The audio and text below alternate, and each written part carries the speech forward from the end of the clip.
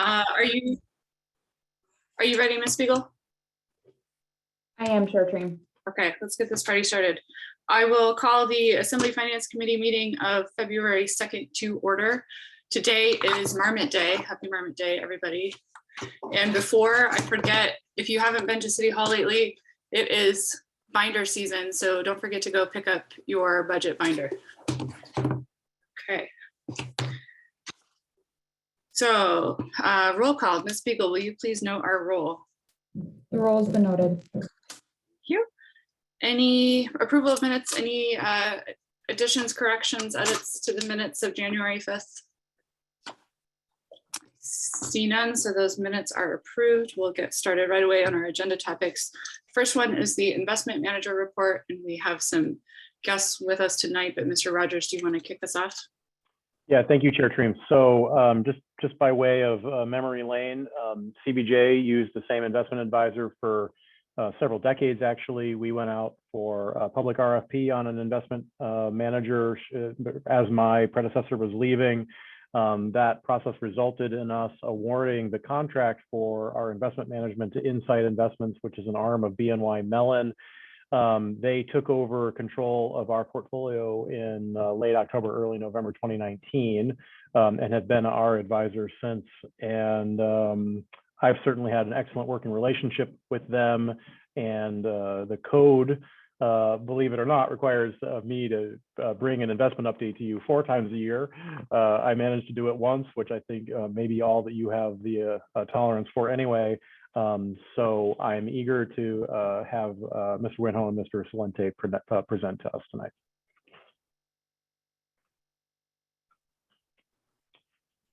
Okay, Mr. Salente, Mr. Winho, you can get started. And I think I see a PowerPoint in our packet, so I think you'll have a presentation to give us. So Assembly members, if you have questions during the presentation, if you raise your hand, I'll probably see it. And we're also, well, good evening, everyone, first of all, and it's nice to see everyone again and to be back with you. We would have loved to have been up there in person, but just COVID's holding us back still. So we're hoping to possibly get up there in about 6 months or so, and if it allows us to come back that way and everyone gets back together. We're going to try and share our screen to do the presentation. Let's see how we can make this work. I'm going to try sharing my screen. Okay, perfect. Is it can you see it now? Yep. Okay, perfect. Let me just kind of walk you down through. With our presentation, we'd like to start out at least recapping what went on last year and setting the context economically with what we see happening in 2022 and then beyond. So we want to try and set it's the pretext for the strategy. And then I'm going to go through the economic part, and then Jason's going to talk a little bit more about the strategy, and then we're going to open it up for questions. So let's take a look. And this is just a summary for what happened it's in the package. I'm just going to touch on some highlights for Q4 2021. We just got GDP in, and GDP is gross domestic product. That's the broadest measure of economic activity. In other words, that takes in all possible economic activity in the country just to measure it and see, how the economy's doing. In the fourth quarter, the economy was very robust. I mean, the chairman of the Federal Reserve talked about it just the other day. We had a 6.9% year-over-year increase in the fourth quarter. And that's big, that's robust. Just to set the context for you, before the pandemic, the average GDP for the year was running just about 1.9%, so just under 2%. And that's for a 10-year average before the pandemic set in. So yes, we had in 2020, we had a negative GDP. It was down 3.4%. But in 2021, The average for the entire year was 5.7%, and the last quarter was actually running at 6.9%. So the economy's doing very, very well. We do expect that to slow down because, as I said, that's running way above average. It should be running around 2 or 2.5%. Our anticipation for 2022 is that it's going to run about 3.9%. We're a little more optimistic than some of our other firms out there and some of the other economists that are seeing out there. They're looking at 3.7 or 3.8%. But we really think that some of the problems that we're having with the pandemic and with these supply chain issues are actually going to start to resolve themselves as we move forward. So let's look at some of the things that might impact GDP growth in 2022. Well, one of the first things, it's going to be positive, but it's going to be lower than it was. The dark bars are those drivers for 2021, and the light green ones are the drivers for 2022. So as you can see, personal income, it's going to be down a little bit because we are going to not get as much fiscal stimulus in 2022 as we did in 2021. We had a lot of fiscal stimulus, particularly early in the year, just as President Trump was moving out of office in 2020. He put in some stimulus, and then as the Biden administration came in, they put in more stimulus. So last year was definitely robust as far as fiscal stimulus and stimulus checks and all that sort of thing. So that's going to be down this year. Personal spending is also going to be down a little bit as people have fewer dollars from the stimulus checks.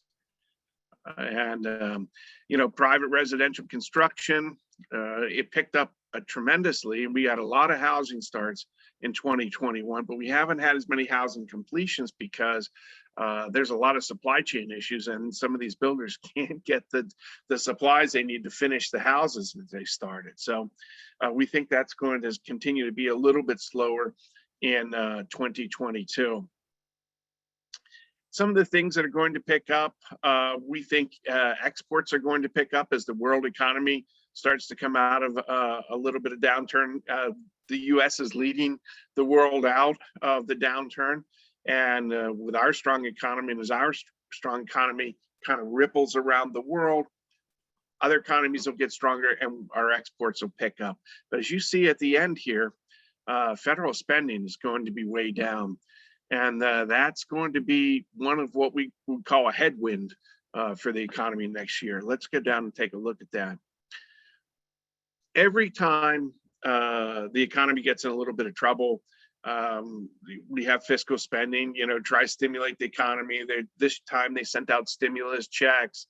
There were a lot of support for a number of different groups. You saw the SBA came out with the PPP loans, things like that. So we saw it back. If you see the last big blip back in October of 2008, when we had the great financial crisis, you saw there was some stimulus there. But compare the stimulus that we saw in 2020 and in 2021 with what we had during the great financial crisis. It's significantly more. We had probably more fiscal stimulus going on in the economy than we had literally since World War II. Now, much of that's going to be curtailed in 2022. We're not going to see a lot of that. It's going to slow down. You see the Biden's Build Back Better plan really having a tough time getting through Congress. And there's a lot of inflation out right now. We're going to talk about that. Some of the fiscal stimulus that we've had in the past has caused or led to increased demand. And that increased demand, of course, leads to increased inflation if we having supply can't meet that demand. And that's the problem we're having right now. Supply just cannot meet the demand. So with that withdrawal of the fiscal stimulus, that's going to slow the economy down. But like I said, it was ending the year at 6.9%. So even if it slows down to 3.9%, that's still twice the rate it was running before the pandemic started. So The other thing that we're going to start to see withdrawal of is monetary stimulus. And what we mean by monetary stimulus, we're talking about low interest rates. So the Federal Reserve, in order to keep the economy going, moved interest rates down to their lowest level, near zero, and kept it there for about 2 years. Now, the Federal Reserve chairman just came out last week and said, boy, you know, we can't keep interest rates at zero forever. We're going to have to start to raise interest rates. It looks like they're going to start that in March, and probably continue with interest rate increases through the rest of this year and likely into 2023. So we're probably going to get 3 to 5 increases in the Federal Reserve's overnight funds rate. It's right now between 0 and 25, so it's going to go up at 25 basis points a move. So that's 1/4%. And we're going to end the year somewhere around 1.25% funds rate. And the other thing they're going to start doing is stop what we call quantitative easing. And by that, what the Federal Reserve was doing was buying bonds out into the marketplace and putting that cash, when they bought the bonds and put it into their own portfolio, they put cash out into the marketplace, and that increased the liquidity. Which was good in a marketplace that needed liquidity, but they're going to stop doing that. And they've already started to pare that back. And we think that they'll be done with that probably by March. So we're going to withdraw the fiscal stimulus from the White House and then Congress, and we are going to start to withdraw monetary stimulus. So we are very likely going to slow the economy down, but we hope that that also slows down some of the inflation. Let's talk about inflation for just a minute. Oh, before we go there, I want to talk about unemployment. Unemployment looks very good. We're almost down to where we were pre-pandemic. We're down at, and we're going to get another number on this coming Friday, but the last read for the month of December was 3.9% unemployment. That's pretty good. The Fed wanted to get it down to about 3.5%. It's getting down there. We think we're going to be down there by the mid to the end of this year. And so it's going in the right direction. It might not drop any on Friday because we have some problems with the number for January. Omicron was so difficult, and there were so many people that were staying home and staying out of work because they got COVID during the month of January. That is distorting the employment numbers for January. So you're going to see it on Friday. It might come out to be a negative number. I wouldn't pay too much attention to that. The employment situation is very, very strong. And we think those numbers are going to be distorted on Friday because of the Omicron situation, because people who were sick that didn't have paid leave are considered to be unemployed. So there were so many people who were sick during this January period that it's going to distort those numbers. So that's really not a good number. We won't have a really good read until we get the February numbers. Mr. Whittam, I'm going to interrupt you just a second to note that Assemblymember Hale has joined us. And for those of you listening who can't see us, we do have all 9 Assembly members now. Oh, great. Perfect. I'm just going to talk for a moment about the labor force. One of the things that that's odd, that is holding back some of these unemployment rates, is that a number of people have left the labor force, and they call them missing workers. They say there's up to 3 million missing workers. But what we're determining now is that many of these people actually went out and started their own companies. And so they're not working for employers, and they're not necessarily unemployed. They're actually starting the companies. And there've been a great creation of new companies out there where people are saying, I don't want to work in this traditional setting, and they've gone out to work for themselves. And So we're going to have to figure out a way to measure those. We don't measure that effectively right now. So we're going to have to figure out over the next year or two how to measure those new startup companies, and so that we can catch that in the employment numbers, because we're missing it right now. I will finish up with one more slide. Let me see. I want to get down slide number 13. I want to finish up with this last slide, because this is going to be the big thing coming up. Now, we are going to, as I said, we're going to see a slowdown in the economy. But right now, core PCE, which is personal consumption expenditures, it's like CPI, which you're used to seeing, and the consumer price index. But this is the measure that the Fed uses. You see the consumer price index on the right. They measure similar stuff. It's a measure of inflation. And we have not seen these levels of inflation. And in fact, in December, we had CPI running at 7% inflation. We haven't seen these levels of inflation since I first started in the business. That was back in 1982. So it's been a long time since we've seen these kind of levels of inflation. And in fact, we were trying to get inflation to run around 2%. Before the pandemic started, and it was bouncing around just under 2%. And now it's running at 7%. So this is a big theme. And this is one of the things that the Federal Reserve wants to try and control, because it's driving costs everywhere, whether it's housing costs or food costs or energy costs. And unfortunately, inflation hurts. It does hurt the people who can afford it least the most. So that is absolutely true. It affects everyone, but as a percentage of their income, it actually affects the poorest Americans the most. So the Biden administration is really feeling the heat on this. They want the Federal Reserve to get inflation under control.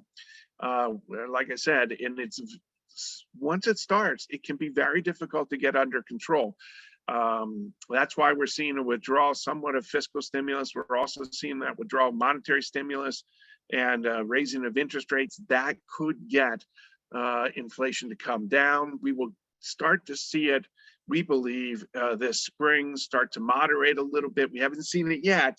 And it actually probably increased from the December numbers in January. We don't have those numbers out yet, but we think that January numbers actually went up a little bit. So it's going to take a number of months, but we think some of the supply chain issues are starting to solve themselves. And as those supply chain issues solve themselves, we are going to see a little bit of a meeting between the supply and demand, more supply, the demand may be moderating a little bit as the Federal Reserve raises interest rates, and that should get things back in balance. We expect inflation to be pretty tame, getting close to the end of the year. It should end the year somewhere around 3% or so.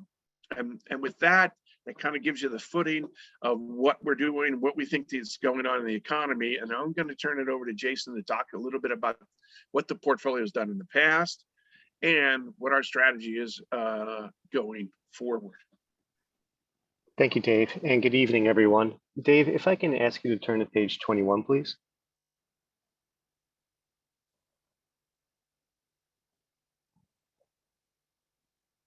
Are you able to move it? Can you hear me? Oh, there you go. Okay, so as Dave is turning to page 21, and just to remind the Finance Committee, what we're doing on your behalf is we're managing a portion of the city's funds, approximately 167 million in what we would call the intermediate term portfolio. So this is the portion of the portfolio that isn't necessarily there to meet your incoming and outgoing cash needs. It has the ability to invest a little bit longer than those cash needs. And by doing that, we're investing in fixed income or bonds. Okay, and if you look on page 21, and when you think about fixed income, what are the sources of return that we're trying to generate on your behalf? And you can see on this slide that there are three main building blocks. That first one there called duration, and that is the piece that is reflecting the interest rate sensitivity of the portfolio. Okay, so As the Federal Reserve is raising interest rates, how sensitive is the portfolio to those changes?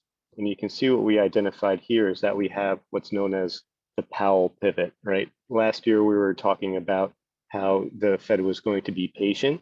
As Dave outlined, inflation proved to be a lot more durable than what everyone was expecting. So the Powell, Chairman Powell and the Federal Reserve pivoted to what we're going to expect to be much more aggressive interest rate policy here in 2022, 3 to 5 interest rate hikes, as he mentioned. So when you think about that as our outlook, what we want to do is we want to remain defensive to those rising interest rates. And by that, we mean we want to be a little bit shorter in maturity or a little bit shorter in what they call duration on the portfolio. The next two main building blocks really have to do with sector and security selection.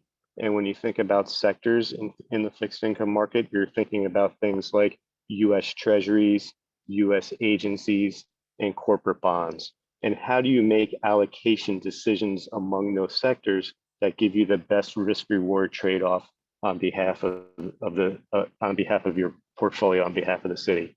So when we think about this transition, right, we've had this pivot and now we're transitioning to a higher interest rate environment. Which sectors are probably going to perform best, or which sectors are likely to perform best?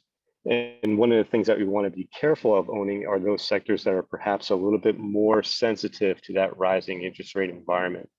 And what we've identified here in that middle narrative, or that middle column, is really looking at agency mortgage-backed securities, because Dave mentioned one of the things that the Fed has been buying has been agency mortgage-backed securities. As they begin to wind that down, that sector needs to find a new buyer to make up for that demand. Prices are going to have to get a little bit more attractive for the private buyer to go ahead and buy those types of investments.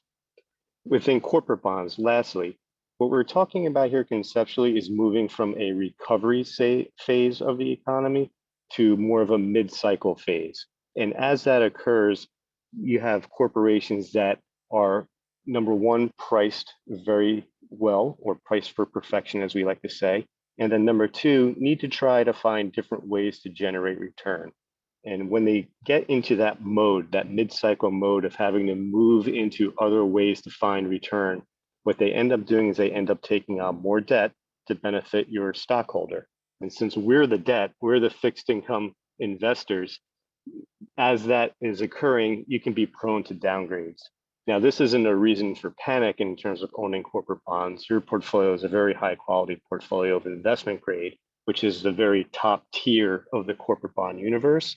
So it's not about default, but what we do have to be mindful of is downgrade risk. So to the degree that a single A security could be downgraded to triple B, which is permitted by your investment guidelines, but more importantly, those triple B securities that could get downgraded to below triple B are what we call high yield.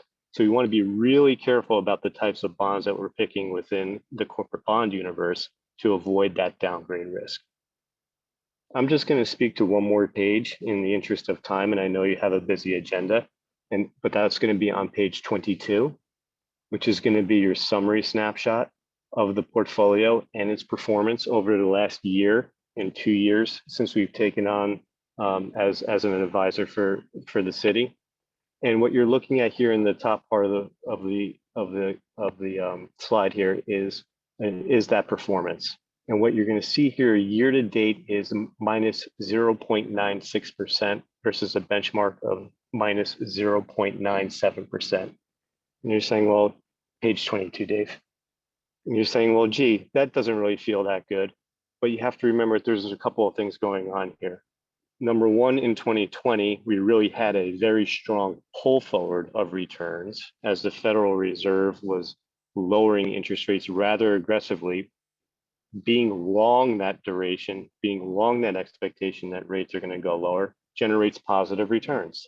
Now that it's starting to go the other way, we really pulled forward very strong positive returns. And as we're readjusting at this part of the cycle, we're going to give some of that back. So if you look at the right-hand side of the column, you can see since inception, the portfolio has returned nearly 2%, 1.97. versus the benchmark of 1.75. So it's been a good outcome for the last 2 years. This last year was a little bit more challenging from an absolute return perspective and a relative return perspective, but it's about how we're thinking about positioning the portfolio going forward, primarily to those things that I outlined in terms of sector selection and security selection. But what really does pop on this page is in the blue box that I outlined, which is that effective duration years, that idea of being short that interest rate sensitivity, the expectation that rates are going to rise. And you can see that the portfolio is at 2.51 years versus the benchmark of 2.74. So we think that that'll give us an opportunity to get a little bit back versus the index this year. From an absolute return perspective, it'll probably be a little bit challenging again because we're just at the beginning of the hiking cycle. But as that plays out, you build in more yield and more income to the portfolio, and that should flatten out and start generating positive returns again, later in the interest rate cycle. So I'm going to stop there and I'll pass it back to Dave, who can start answering questions. Thanks, Jason. I'm sorry. I think my internet connection is a little unstable. But one thing I wanted, before I open it up for questions, one thing I wanted to point out, and this is mostly for Jeff, because this is one of the things that we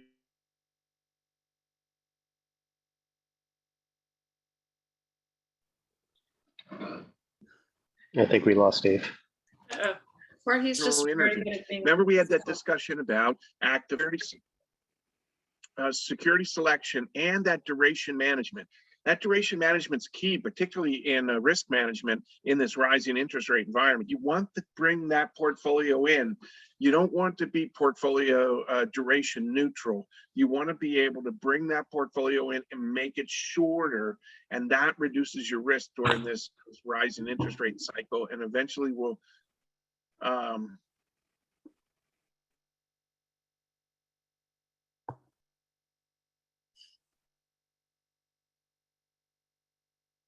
Chair Treem, I might just recommend that we turn to questions with Mr. Salente. I think he's probably able to respond, and Mr. Whitholm will turn hear me? Can you hear me now at all? You're cutting in out. Jason, I'm going to turn it over to you to answer the questions, because my internet seems to be a little unstable right now. Sounds good. Okay. Are there any questions from Assembly members? I have a quick question, Mr. Salente. How frequently are the things that are in our portfolio changing, that are being bought or sold? How often does that happen? Sure, that happens quite regularly. So there's a statistic in portfolio management known as turnover, which measures how much you're moving the portfolio around. And the turnover in this portfolio, while I haven't looked at it that closely recently, is usually somewhere between, I would say, 10 and 15 buy-sell transactions per month. Mr. Smith. Thank you, Chair Treem. Thank you, gentlemen, for being here. Just a quick question on the ESG. I'm trying to remember what that stands for, but I know what it means. But any changes on that? And I can't remember if we have given you additional guidance on ESG direction, or if that was kind of a pending conversation. Sure. So we did speak about it at this time last year, and we came back with essentially a working group study that we did with Mr. Rogers around what we can do around ESG. And where we left it was, here are some of the options. They ranged from having a high-level statement overview on what are the values of the city and borough of Juneau, and how you put that into your investment policy statement, all the way to the other side of like, gee, we're going to want to restrict certain companies or certain types of industries from the investment portfolio. What our recommendation was at the time, and still is today, is as you begin to think about this, our recommendation is to go slow and show incremental progress. okay? Because one of the challenges is if you go all the way to the side of we're going to restrict a certain sector or certain company, then what's the point where you're going to say that I'm going to go ahead and now re-include it because they've improved? And one of your members had brought up the point of, we don't necessarily want to be in the business of picking bonds or picking companies because of that type of dynamic. So it was left as an open issue. It was left as something that was going to be contemplated over the course of whatever time frame that your team has got capacity to deal with. And we stand ready to be able to implement, the beginning stages of that when you are. I'll make one final point on page 27. What we are doing with ESG today, and I'm not sure if you can be able to see it or if I can share it, but what you are doing with ESG today is it is part of your investment portfolio in the sense that it is part of our investment process. It is a key input into how we make the selections on those corporate bonds, and we're measuring those attributes that are very well scored from an ESG perspective versus ones that aren't, and we scale that between 1 and 5. And our philosophy is we're going to avoid the worst offenders. We're going to try and focus on the best in class issuers, and to the degree that we start seeing a company worsen or improve, we go ahead and we actively manage around that and try and stay in best in class. Mr. Rogers, did you want to add anything to that? Chair Treem, thank you. I would just acknowledge that I have been remiss in getting this back to the committee. We do have some materials on ESG options from Insight, and it has just gotten bogged down by other priorities. I think that I am ready to bring back to the committee at any time at your pleasure some considerations about ESG. We could queue that up for March, or we can queue it up for the summer, whatever the committee's interest is. Thank you, Mr. Rogers. Mayor Weldon. Thank you, Madam Chair. I think Mr. Whitcomb touched on this, but I'm just making sure I understand. I'm looking at page 25. So we are investing in some BBB companies, and I'm assuming that's similar to private investment where you have a few little more risky stuff that gives you a little high yield. Is that correct? Thank you. So if I can set the rating scale here, investment grade, which is permitted by your policy, is AAA, AA, single A, and triple B. So those bars that you're seeing there. BIG is short for below investment grade. That's not permitted by policy. That would be considered high yield. Yes, what I'm saying is that you're in the top tier of corporate bonds. Okay. Are there any other questions? I don't see any. Mr. Whitcomb, Mr. Salente, thank you for joining us, and hopefully we can bring you up here in person at a better time of the year with better weather. So maybe this summer. Thank you. Good luck with the rest of your meeting, and we'll follow up with Mr. Rogers later this week. Thank you.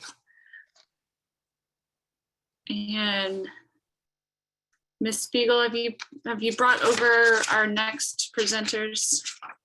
Chair Treem, I have. Jennifer Mannix has joined us. Thank you. So next on our agenda is an insurance risk update, and Mr. Rogers, I'll let you introduce this. So thank you, Chair Treem. We try to do this update regularly. I think we didn't do it last year. I think we did 2 years ago about this exact same time. It's a big area of exposure for the city. How we're insured against various calamity is a big part of our structure of liability and fiduciary responsibility. So I think it's useful to touch these things every year. We've included it particularly at this point in the budget cycle because the cost of insurance, particularly property casualty insurance, is going up exponentially, and the risk manager will talk about that. Obviously, the risk manager is an employee of the Human Resources Department, so we work in collaboration together. This is not strictly a finance department function, but finance stays heavily involved. So I am as eager to hear this update as you are. Thank you, Mr. Rogers. Ms. Mannix, whenever you are ready. Okay, thank you. Thank you for this opportunity. I will share my screen. Okay, my goal with this presentation is to give you a pretty high level view of our risk management program, and we'll dive into some details about the biggest costs to our program, specifically health insurance and property insurance a little bit more. First of all, I'm Jennifer Mannix. I'm the risk management officer for the city and borough of Juneau. I've been in this position for about 8 years, and I am happy to, I've learned a ton over these last many years, but we have a broker that helps me with all of this stuff. So I get a lot of good information from them as well. Our risk management program involves self-insured programs and fully insured programs, with our property being kind of in the middle. A self-insured program, for anyone who doesn't really know how that works, is we have buckets of money that we pay directly for claims out of. So we budget for these expenses, try to estimate them as best we can, and keep fund balances for different self-insured programs so that we can pay claims directly out of them. And that's the column on the left. Health benefits, general liability for a lot of our operations, but not all of them. Employment practices, which would include stuff like wrongful termination or an employee discrimination claim, something like that. And then finally, a workers' compensation program. The fully insured parts of our program are property insurance. We have a deductible that we pay, and then it's considered just a deductible, and we are considered fully insured, but we have a large deductible. So I'll go into that a lot more later. Special policies. So our general liability coverage that we have for a lot of our city operations is really specific to kind of a standard municipal type operations. But there are some that fall outside of that, and that would include airport, docks and harbors, Bartlett Regional Hospital, professional and general liability, Eagle Crest Ski Area, and then a portion of CCFR's services that they provide, that specifically the medical paramedic EMT services need a professional liability policy that falls outside of general liability. So those are fully insured, lower deductible policies. This is a snapshot of what our FY22 expenditure budget looks like. It is, as you can see, health gobbles up a huge portion of it. Health insurance is a ever-growing, very expensive program. And then all of the rest of our programs fit into that last a little bit less than a quarter, and mostly, lower costs. The highlights of those, the more expensive programs would be workers' comp, general liability, and property. So I'm gonna talk about health benefits first, because it is such a large dollar amount. So our health insurance plan is a self-insured plan. We've budgeted $22.5 million for FY22. Based on what we know so far with the claims this year, we're probably within $1 million of that, but that's actually considered a good estimate, because it's very hard to estimate what our claims expenses are going to be in any given year, and our claims expenses take up about 5% of 95% of our total program. So we don't have a lot of control over that cost, and it's rising nationally, as you hear in the news. And so that's how the dollars kind of flush out. We cover about 1,080 members, and we cover all benefited employees at the city and borough of Juneau and Bartlett Regional Hospital, and then we have a small group of benefited employees at Juneau School District that are also covered, and that includes, so with our employees and their dependents, we're at about 2,500 covered lives. We are self-insured. I already talked about that. That self-insured fund pays not just claims, but that other $1 million in expenses, $1 million plus. It will also cover our administration of our plan, which is Primera Blue Cross Blue Shield. They're the ones that handle all of our claims for us. Aon Consulting is our health benefits and employee benefits consultant. So we work a lot with them and Primera to try to work on how to contain those costs. And then finally, our stop loss insurance. Stop loss insurance for any given medical claim that exceeds $250,000. So any really large claim is, we have insurance that'll cover the difference above that 250,000. So it's like an excess insurance. And I already mentioned Primera, that's our administrator. This graph, I like to show this, that we get Aon, our consultant, to update this every year or two. This shows national trends. Aon they have a large consulting, they're a very large company, and they have a lot of national data on healthcare and health expenses. And what it shows is good in that we're the green line, and our trended increases in healthcare costs every year is about 2%, maybe a little more now. I think it's gone up a little bit from this graph, but you'll see the national average is about 5%. And so our goal is always to stay well below the national average. And we have several different strategies that we use, but we're doing well at pacing ourselves at a slower increase than the rest. Costs are going to go up because they are nationally, and we can't control that, but maintaining our health benefits program at a lower rate of increase is the goal. So every year we get a report from Primera, and we're about to get a new report tomorrow. This is data from the last time we met, last January, I believe. We get a report from Primera, Blue Cross Blue Shield, that shows us what our highest cost drivers are in our program. And I just did a screenshot of the top 5. We get a pretty long list, and what we use it for. This is one of the ways we can just kind of target different areas of our healthcare spends to try to lower those costs in the future. And some of them we don't have control over so much, but cardiovascular disease, that was #1 in our last report last year. We have a wellness program that can direct lots of information and incentivize programs that help reduce people's risk for cardiovascular disease. So we do a lot of different things in that area, trying to target these different high cost drivers for our programs. And then I wanted to point out that line at the bottom that says 2.1% of our members drove about 48.3% of our costs.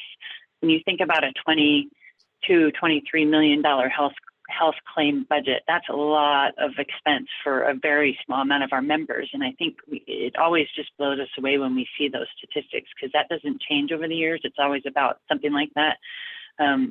We have a very small population of covered members within our plan who have lots of risk factors and have a lot of high claims. And so if we can try to work towards getting this smaller group healthier, that's a huge goal, and it's challenging, but it's a way to reduce costs more efficiently.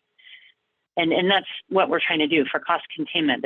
First of all, I'm going to talk about the wellness program, because that's where we try to work on that aspect.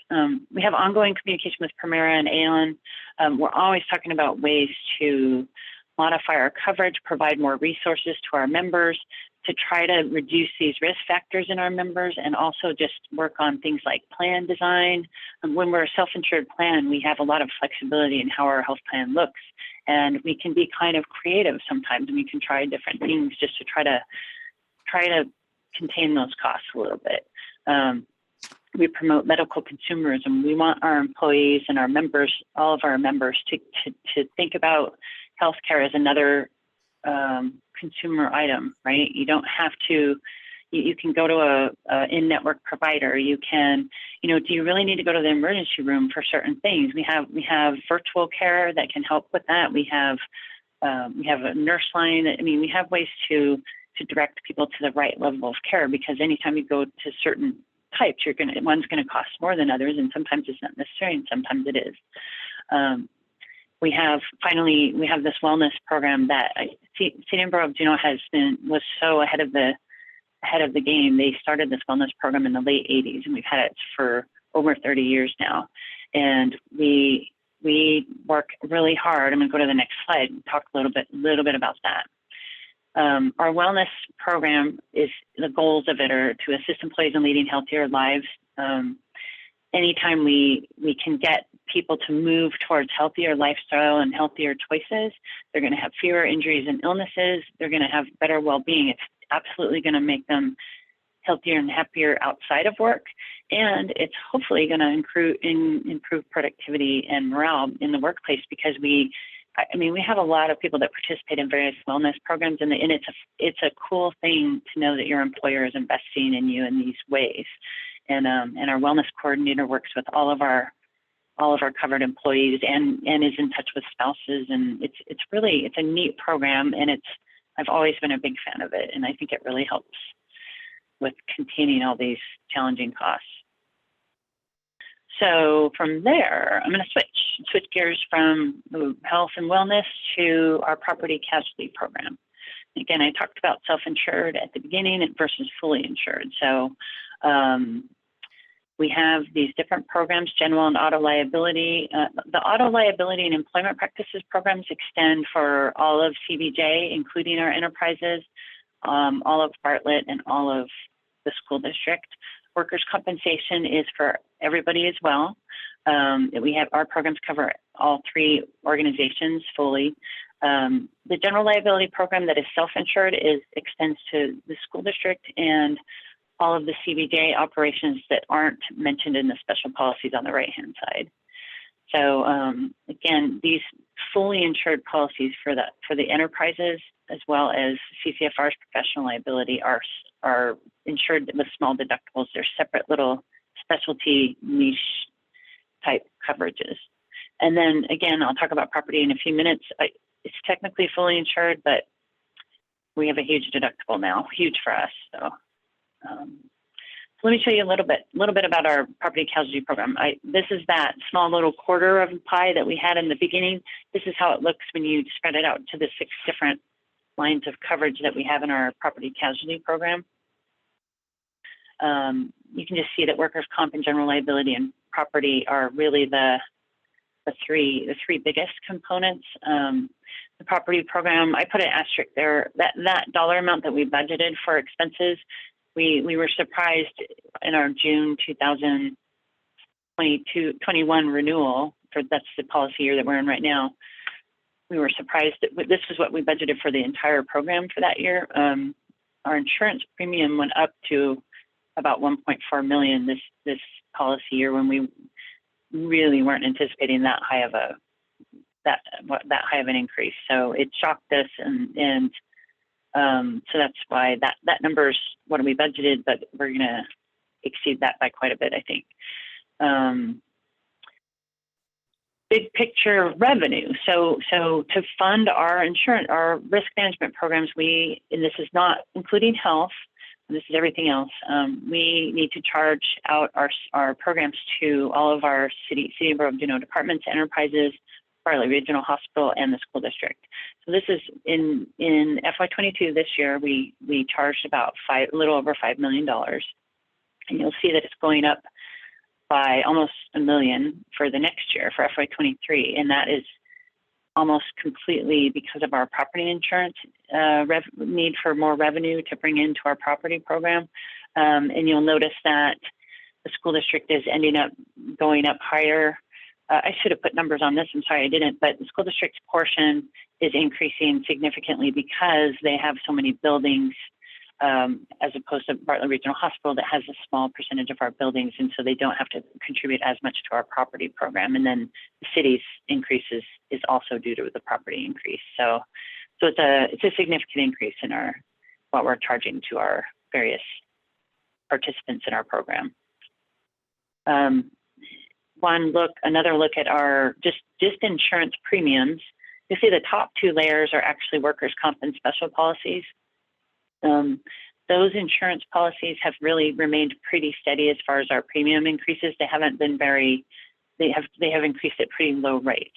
But when you get into our excess liability, which is our general liability policy that covers school district and part of CBJ, that has seen a pretty dramatic increase, and then property insurance premiums have gone up really fast over the last few years. Both of them are considered hard national and global insurance markets right now. So that's part of the reason. And I have percentages down there.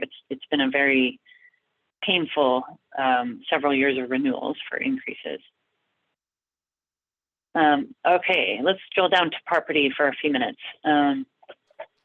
You'll see that just since FY18, when we started really seeing an increase in the purple, the property insurance premiums, it just kept going higher and higher.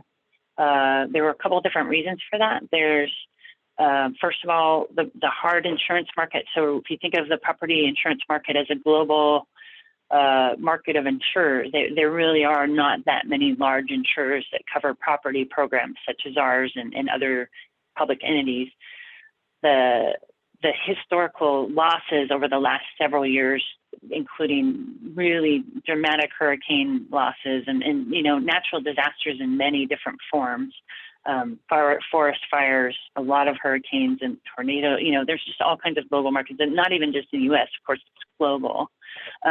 So that is a big driver for insurance premiums. And what happened at the same time is we started seeing more losses, and they weren't lots of high dollar losses. We had one big one in 17 that would be Project Playground, which was over $2 million. And then we've had other losses. Our loss history has increased over the last several years. So when we go to renew our policies, they look at the global market and then they look at our loss history and they say they've just determined that we really need some serious increases. So it's been a bad combination. I want to say perfect storm. That's kind of pun.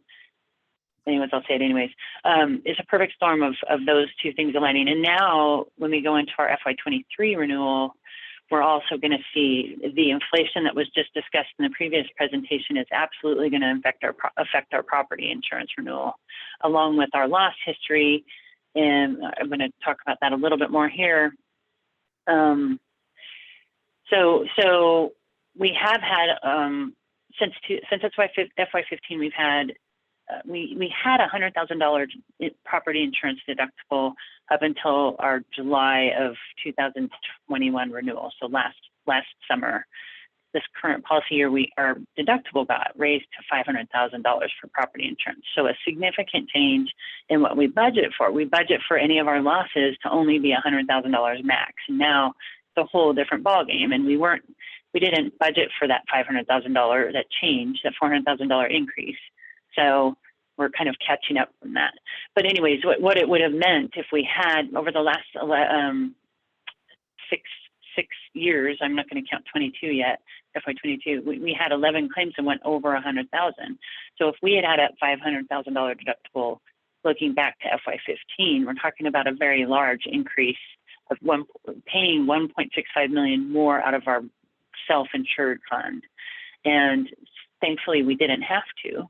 But we still have to consider any new loss and how much it's going to cost us.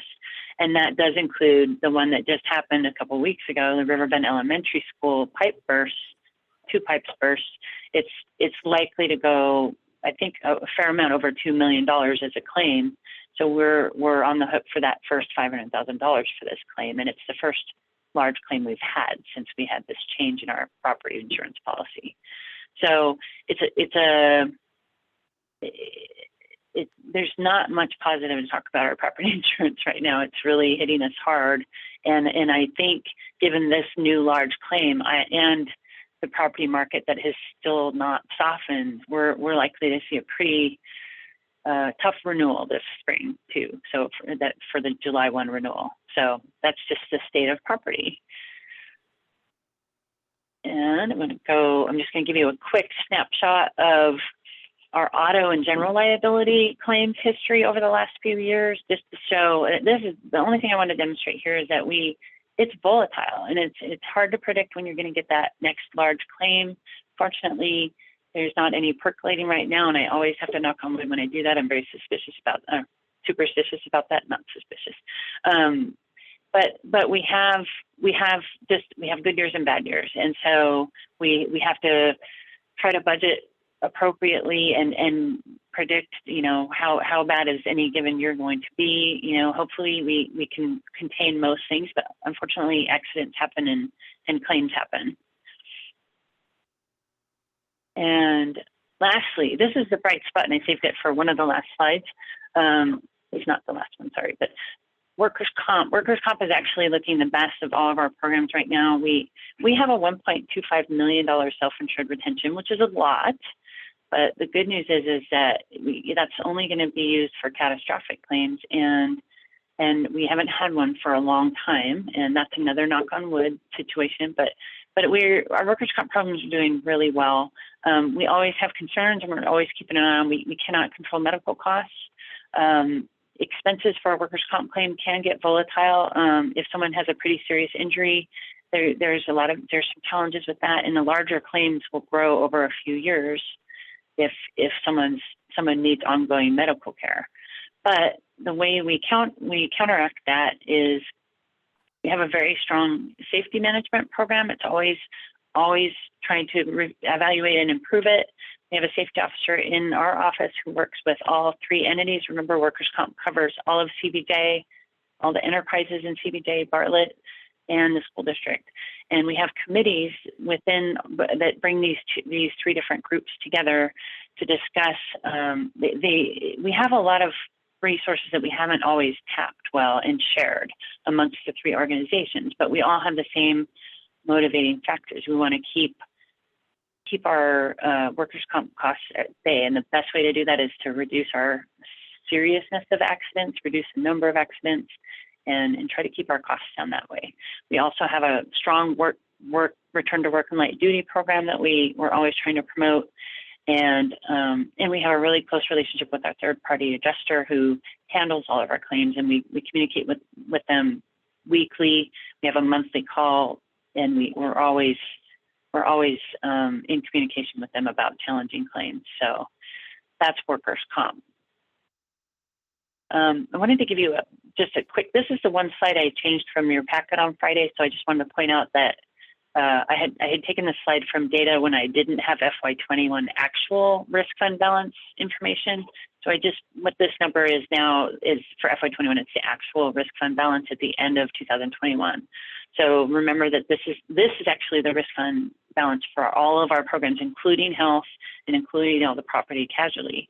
So the programs. So you can see how it goes up and down quite a bit. And I think it's at a pretty healthy level. I wouldn't want to see it drop much from here because as our health claims go up, we're sending about $2 million a month on health claims as it is right now, maybe slightly less than that. So we don't want to see that go further down. So we need that reserves for things like large property claims and stuff like that. So that's our health fund, or risk fund balance. Just a brief snapshot. And finally, let's talk about cyber liability briefly, because that's definitely a hot topic. You hear about a lot of cyber attacks nationally, and unfortunately, public entities have been the targets of some of these. So cyber liability coverage is a really good thing for us to have. It's also becoming really hard for us to get. So we have currently $2 million as part of a $40 million aggregate amongst everybody in our property insurance program. So it's a decent limit, but it's also it's not ideal. I mean, we would like to have more. The year before that, we had $2 million excess above that, but we weren't able to secure that for this policy year because they had a huge premium increase, and they were requiring security requirements that we didn't, amongst our three organizations, Bartlett School District and CBJ, we didn't meet all of the security criteria. So since that renewal, we've been working with all three of our IT departments to try to get better ground covered on all of the security. Everybody's got different systems and everybody has different security protocols in place, but we didn't have everything everywhere. So we're all working hard to get there for the renewal this coming July. So that is a brief summary of cybersecurity, and that's everything. Everything risk management at CBJ. Thank you. If you will stop sharing your screen, we'll see. Oh yeah, absolutely. Thank you. If there are assembly members with questions. Mr. Bryson. Thank you, Madam Chair. And thank you, Ms. Mannix, for coming. I love insurance. I could talk about insurance all day. So thank you for this very lovely topic. Thank you.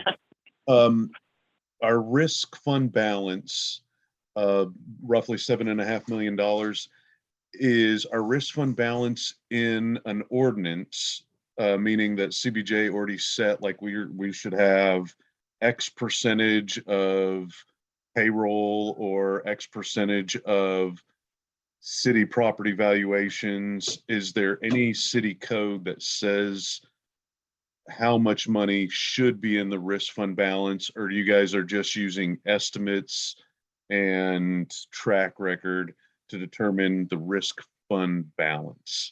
Thank you for the time, ma'am. Thank you.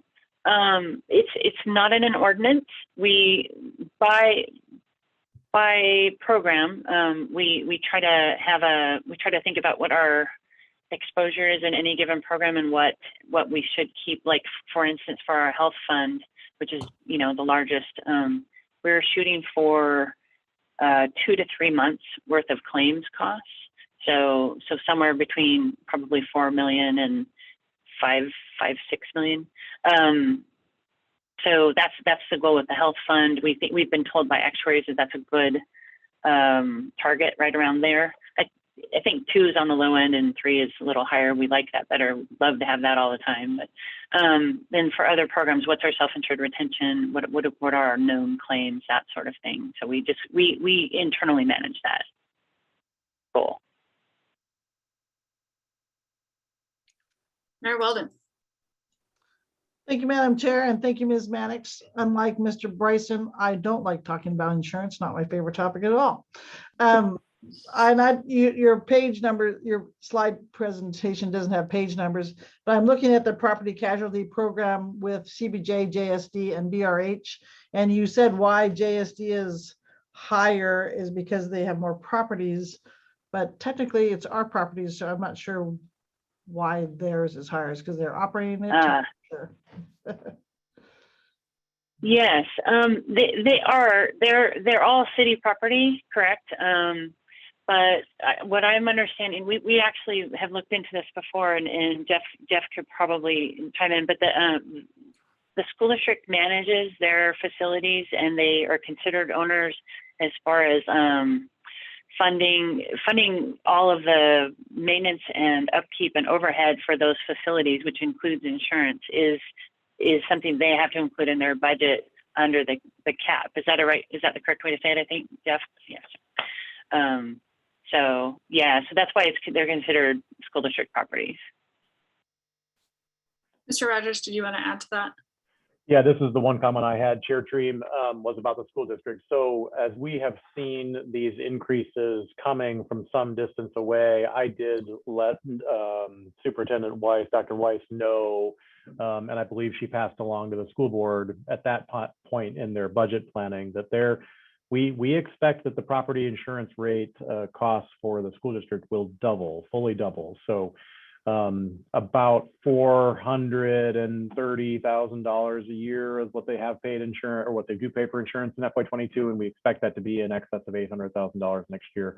It's a super unfortunate circumstance. As you know, you hear the way the school board likes to talk about dollars. I mean, $400,000 is 4 teachers. I mean, that really is the way the math works out. So it will be challenging for the school district to absorb that cost, that increased cost of insurance, at the same time that they are also absorbing all kinds of other cost increases and an aspiration, desire to do new good stuff as a school district. And it is a problem that the Assembly cannot solve with additional funding. You are bound by the cap.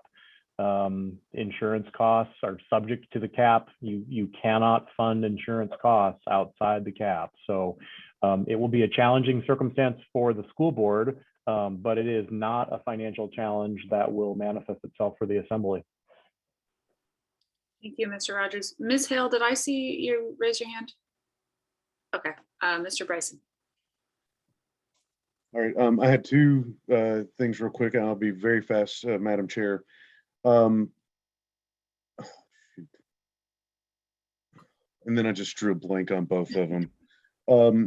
So, Madam Chair, I'll just go to the one thing that I thought of. Okay, so we pay insurance for Bartlett employees to have medical insurance, and we pay for 2,080 people to have insurance, and we own our own hospital.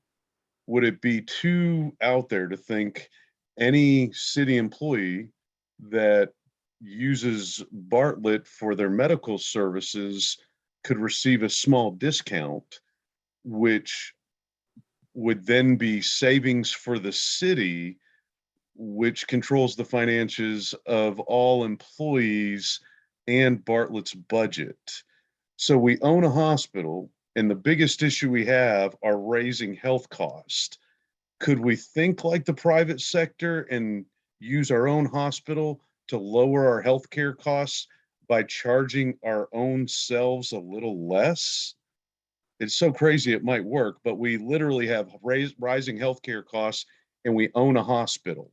So I don't know. To me, there just seems like a very practical solution that we could use our hospital, city-owned hospital, to lower our healthcare costs. I'm sure I'm oversimplifying it, Ms. Mannix. If you could explain to me why I'm wrong, I would love to hear it. Thank you for the time, Madam Chair. Well, I absolutely wouldn't say that you're wrong. And I know we have talked about this in the past. There are other kind of secondary impacts to doing that. And so we haven't ever tried to just make it happen. Obviously, that means a little lower revenue for Bartlett. There are other impacts in how if city employees get discounts at Bartlett, but the rest of the community does not, and you know, Bartlett employees get discounts. It's a little bit of a optics thing, and so we absolutely have brought it up before, and it's always gets revisited every year or so as we talk about, like, we go into our health insurance and health program renewal cycle with our administrator. We talk about other ways that we can, when we talk about restructuring our plan and things like that, we also have talked about discounting at Bartlett, and I don't think that's a dead issue. It's just not happened yet. So I mean, I don't think it's wrong to think about that as an option, for sure. Go ahead, Mr. Bryson. One more question. Thank you, Madam Chair. That was a wonderful answer, Ms. Mannix, and I will push a couple of buttons on the right people. I wanted to bring up a point that, as I told you, my insurance is one of my favorite topics. And what I've discovered is that whatever your deductible is, if you have an incident and the total claim is only double the deductible. So say you have $1,000 deductible on your car and your accident is $2,000. It is to the person's advantage to just pay the $2,000 because you save money on your premium over the long run. So now we're faced with a scenario where we're at $500,000 as our deductible. So that means that any claim that's in the $600,000, $700,000, $800,000 range, we have to have a discussion or kind of look at, should we pay that whole thing? Let's say we lose a CBJ building and we have an $800,000 claim, $500,000 deductible. So we're going to put in a claim for $300,000. The only outcome of that is it will raise our insurance rates further. So now that we have a sky high deductible, we have to have discussions whenever we have major events, because trying to put in a claim $600,000, we have a $500,000 deductible, we get $100,000, but we will pay more on that $100,000 in the long run. So having a $500,000 deductible has a lot more impact on any major catastrophe that we face as a city. Thank you for the time, Madam Chair. Sorry it takes so long. That's okay, Mr. Bryson. I believe Mr. Watt has a final comment to wrap up this topic. Thank you, Chair. I just would like to wish Ms. Mannix a upcoming happy retirement. She's been with CBJ for many decades. And if I remember correctly, as a new city employee in 1993, she helped show me the ropes. So we're going to miss her greatly and wish her well. She's with us for several more months. And we're going to be looking for a risk manager. Well, thank you. It's advertised today. Thank you. Thank you, Ms. Mannix. We'll let you go then. And I think it is time for a break. Let's come back at 7:20.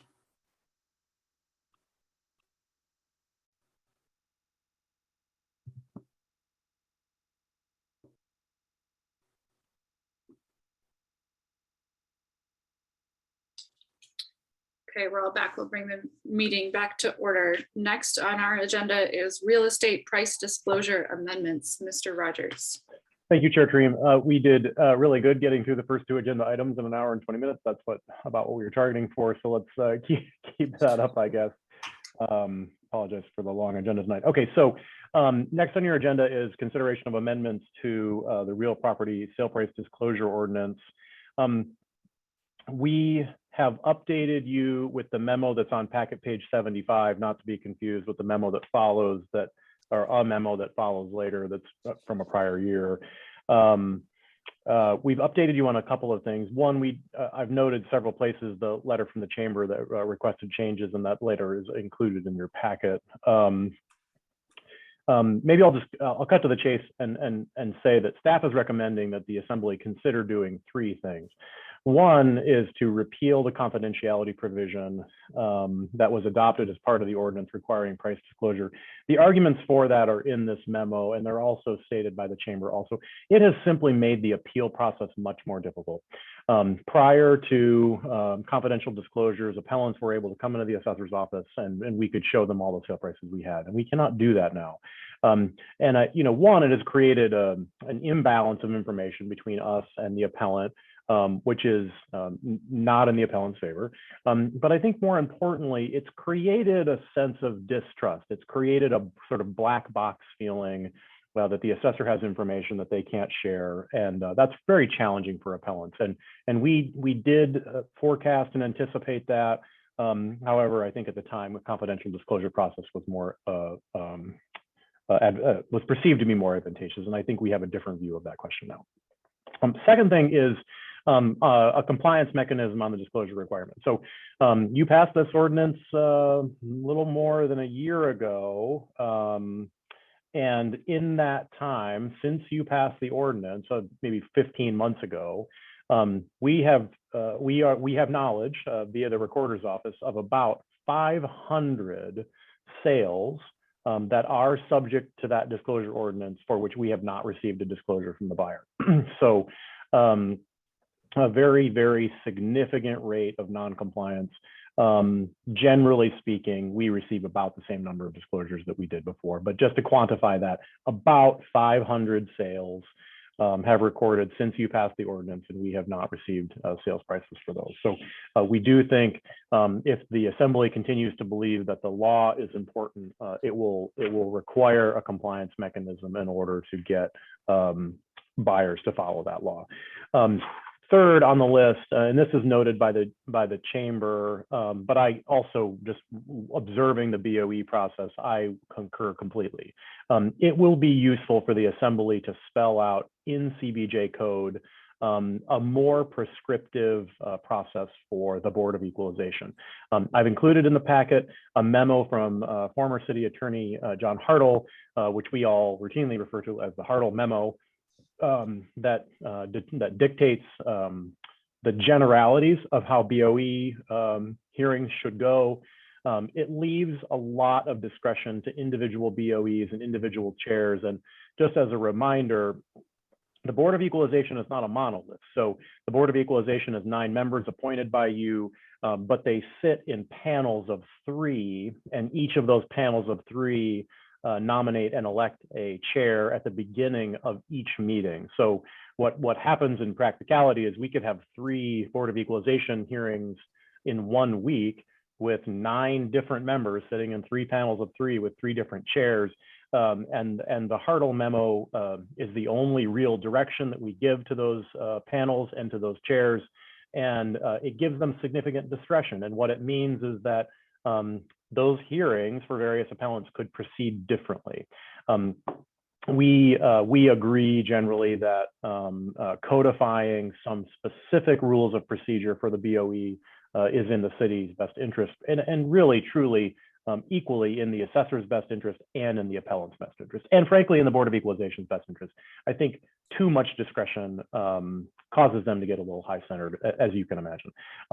We, and by we, I mean myself and the city attorney, propose or recommend that the Assembly consider doing two things, which we've drafted into an ordinance in your packet, 2022-13. -13 to remove the confidentiality provision, which is on packet page 78. You'll see that that confidentiality provision is removed. And then also on that same page and the following page, the institution of a penalty for failure to disclose that would be $50 per day after 90 days. I think that the rest of the documents sort of speak for themselves. And I'm happy to take any questions and hear committee feedback, as is Mr. Palmer. Any questions on this topic? Mr. Bryson. Thank you, Madam Chair. Mr. Rogers, I noticed in your memo that you included that a professional paid for appraisal would provide more information.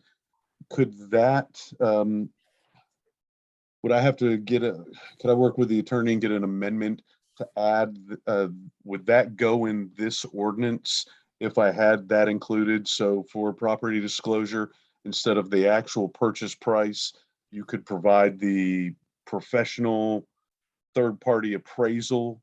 Would that go in this ordinance, or would that need to be a separate ordinance?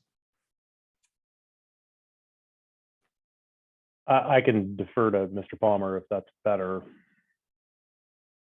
Mr. Palmer, we are having some audio issues. While Mr. Palmer is trying to sort out his audio, I think yes, I think it can go in this ordinance. I think that you could amend it tonight. We could introduce it the way that it is. We could amend it at public hearing. We could amend it in another committee. I think it that kind of idea can ride in this ordinance, and that kind of idea is welcomed by the assessor. There are challenges just having an appraisal, but the reality is an appraisal gives us a lot of information we don't otherwise have. Obviously, fee appraisers working out in the private market have access to multiple listing service, which means they have access to all of the sales prices that we don't have access to, which means that the appraisal will usually contain several comparables that are valuable to the assessor. Madam Chair, I'll work offline with Attorney Palmer. I'll have an amendment to go for the next time that we see this, rather than try to squeeze in an amendment tonight. Thank you for your time, Madam Chair. Thank you, Mr. Bryson. Mr. Palmer, let's check your audio. I think Mr. Bryson got his question answered. How about that? Sorry. We'll go to Ms. Hale next. Thank you, Madam Chair. I would say about the idea of including the appraisal, while on face value, it could be a good idea. It also could have sort of unforeseen consequences, like sort of the Heisenberg uncertainty principle, where we touch it by including the appraisal, and then that suddenly has an effect on how the appraisals work. So I just would be cautious about that, but that's not why I wanted to, that's not why I raised my hand. I just had to have that little comment. This is a question for Mr. Rogers, or maybe Mr. Palmer, if he can get his sound working. On page 79, number 3, the third line, I think what that section is saying is that since we passed the ordinance, whenever we did it last year, if people haven't revealed that, if they haven't disclosed, then they have to disclose as of the effective date of this ordinance, or they start accruing a fine. Is that correct? I see a nod. Mr. Rogers, you said, I think just a little bit ago, that we have been getting about the same percentage of values revealed before and after the passage of that ordinance. Is that correct? Yes, Assemblymember Hale, I think that that's a fair assessment, a little less than half. So I don't know if I disagree with this section or not, but you know, I think this ordinance is going to cause a bit of a firestorm, just as the previous one did. And maybe we think about lessening the blow by just making it effective when this is effective, rather than going back to the beginning of that ordinance. Just a thought. Okay, Ms. Latashevsky. Thank you, Madam Chair. When we passed this, originally, I was in favor of the confidential part because it seemed like a reasonable compromise. But given that we have experience of the last year and what happened with all the appeals, I am in favor of changing the ordinance. And the same thing with the penalty. I mean, we thought that, or I certainly thought people would comply, but they're not. So, but my question is, it says the grantee on page 1 of 3, line 16, the grantee shall provide. Who's the grantee versus the grantor? I thought both parties were required, but who under this is required to provide this information, and to whom does the penalty accrue? The way it's written. Mr. Palmer. Should we try Mr. Palmer again? How about that? Can you hear me Yes. now? Oh my goodness. It's been a sound problem day for this computer. Let me go back to the ordinance. Give me one moment. It says the grantee shall provide. Is that the buyer or the seller? So that would be the buyer, sorry. Okay, so in all this case, it's the buyer that's required to disclose and the buyer who accrues the penalty. Correct. It just says any person in the penalty part. It doesn't say the same language. It doesn't say the grantee. It says any person. So then I was like, well, are there two persons? So that's the question. Right now it's one person, whoever the buyer is, but Okay. you know, I could use grantee if you want me to swap the language. Well, no, I personally wish it would say buyer, but for some reason you put grantee, and I don't know if and then it doesn't define who that is, and so someone will have to call and say, is that me or is that him? That's all. So you're the drafter, but that's what I see when I read it. Thanks. Ms. Wall. Thank you, Madam Chair. I'm not 100% sure anyone will be able to answer this question, but reading this letter from the chamber, I'm not quite sure. Maybe you all have more context. Are they asking for the mandatory disclosure to be removed as well when they ask for the ordinance to be repealed, or are they just interested in the privacy piece of it? Mr. Rogers, do you have any insight? Yeah, thank you, Assemblymember Wall. I too find myself confused by the language in the chamber's letter. And I hedged a little bit how I described it in my memo. I've reread this letter many times, and I too struggle to understand if the chamber's position is advocating for a repeal of the entire ordinance or a repeal specifically of the confidentiality provision. It is ironic that Mr. Dahl sent me an email today on this subject, and I'm hesitant to think that he was speaking for the chamber. I think that this is a complicated issue, and there are good reasons to support it, and others would advance arguments to oppose it. I do think the thing that is abundantly clear from the chamber is that they do think that the confidentiality provision is hurting the appeal process specifically. And I think that a question about whether or not the chamber opposes the entire ordinance is probably better directed to the chamber.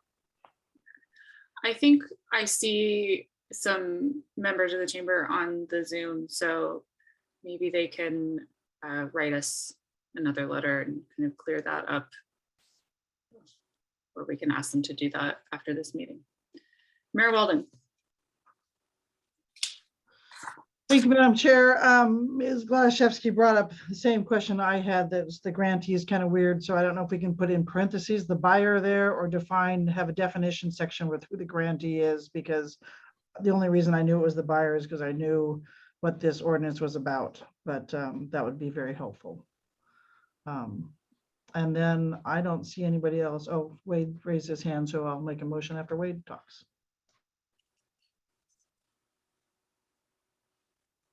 Okay, Mr. Bryce, oh, you guys are jumping around. Mr. Bryson and Mr. Smith and Mayor Weldon, I have a question too before you make a motion. So, Mr. Bryson, go ahead.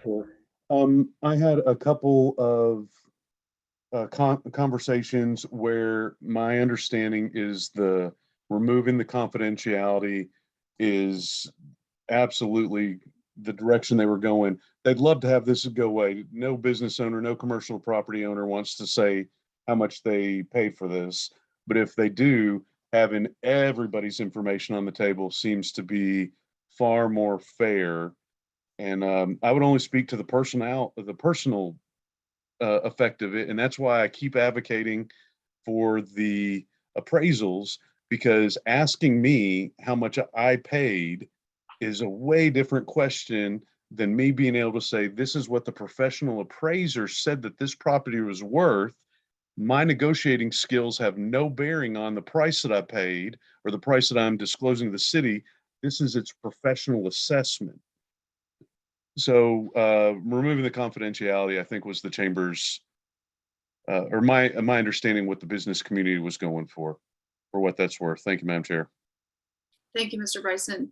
Ms. Gladaszewski, did I see your hand? You did, but I was going to ask if you wanted a motion, but the mayor already is in line, so I'm good.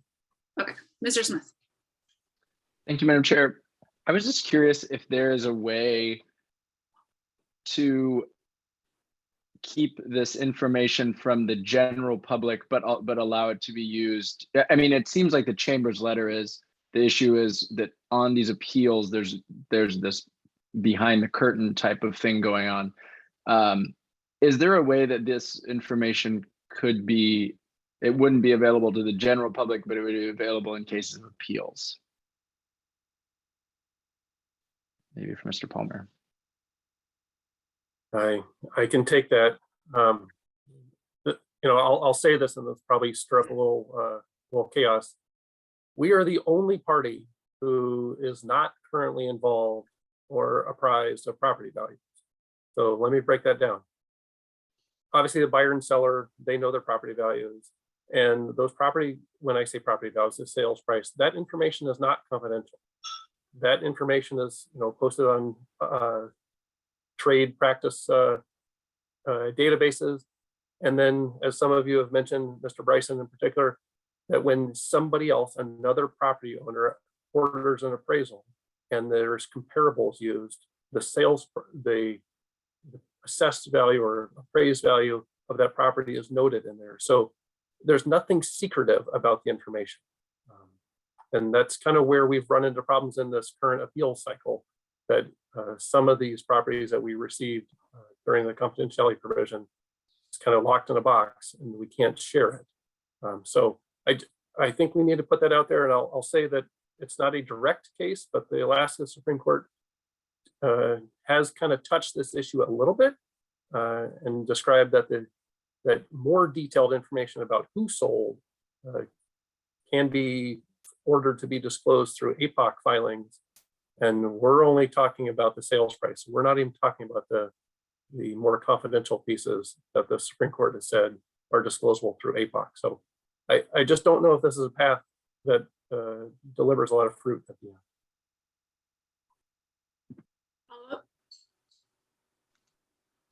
So if that information is out there and it's not confidential, why can't we get it?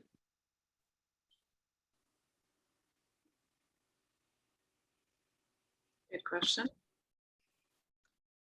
If the question is, can we log on to the MLS or can we log on to sales databases? The answer has been no. The trade groups have not allowed us. Now, that's not necessarily true in other jurisdictions. The assessor in other jurisdictions, it's about has been allowed to get in, but it's not the case here. Another follow-up, Mr. Smith? I mean, I guess, so. I mean, is there a way we can legally compel them to, I just wonder if, I mean, I'm looking at this and I mean, I have concerns about a $50 daily fine and I want to know about how many notices people are going to get. I'm just wondering, like, is there not a better way for us to get this information than relying on every seller to follow their mail and send us this thing? And if they don't, charge them $50 and have to deal with that. I mean, is there not a better way or another way we can get the information that helps us assess, you know, the true and fair value? I'll tell you that the finance office is very good at sending out the notices, because I bought a house this summer and forgot to send in the thing, and I got a lot of follow-up. So I apologize to the finance department for being tardy, but they were very good at following up. Sure. And I still want to have that question answered, but I mean, I experienced the same thing. It's just, it's a lot of work, and then we have to track, you know, and then we're charging people $50. And anyway, I mean, if we choose to set it at $50, which I'm not sure I want to set it at, but I mean, is there a way we can compel the trade group to share, to allow us access to this, to the MLS or whatever? And is all sales data in the MLS?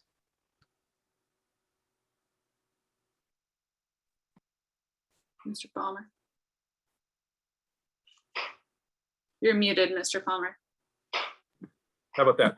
I can try to tag team this with Mr. Rogers.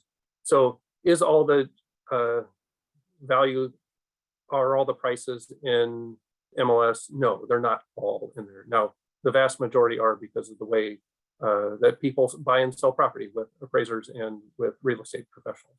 So it's definitely the you know, a great resource. Are there other ways to do it? Possibly, you know, we could look at focusing on other people. We could look at focusing on real estate professionals instead of buyers and sellers. But there's some tricky components there.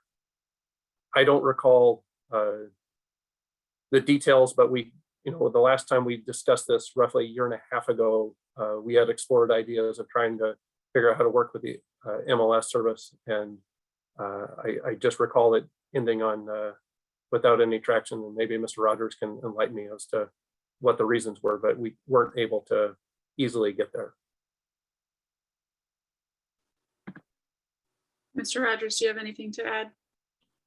No, Chair Treem, I don't.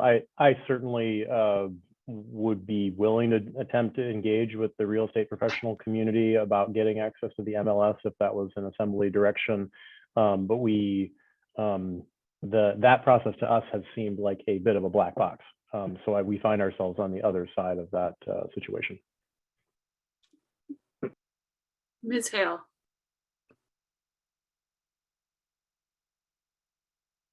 You are muted, Ms. Hale.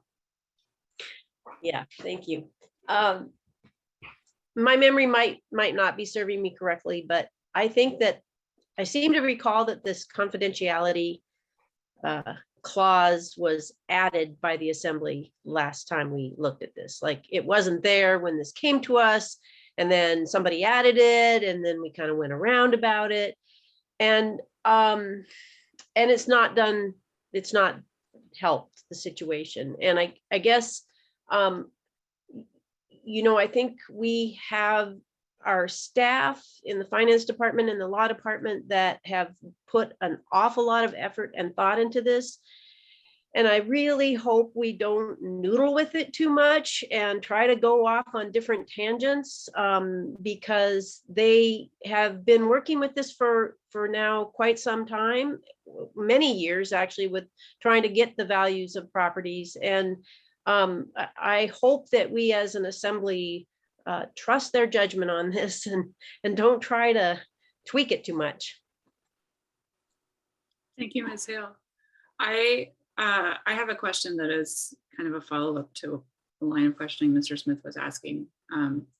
Mr. Palmer, is there a way we could separate commercial and residential properties when it comes to the confidentiality? I understand that the commercial property owners are asking that that be removed because they have had quite a few appeals this year, but I suspect that the majority of average homeowners would not like to have that data be public, since it has not ever been public in Juneau.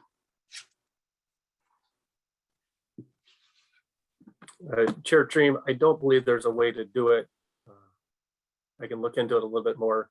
I'll say that interesting thing about residential property owners is that many times we can get close to estimating what they paid based on a deed of trust that's also recorded.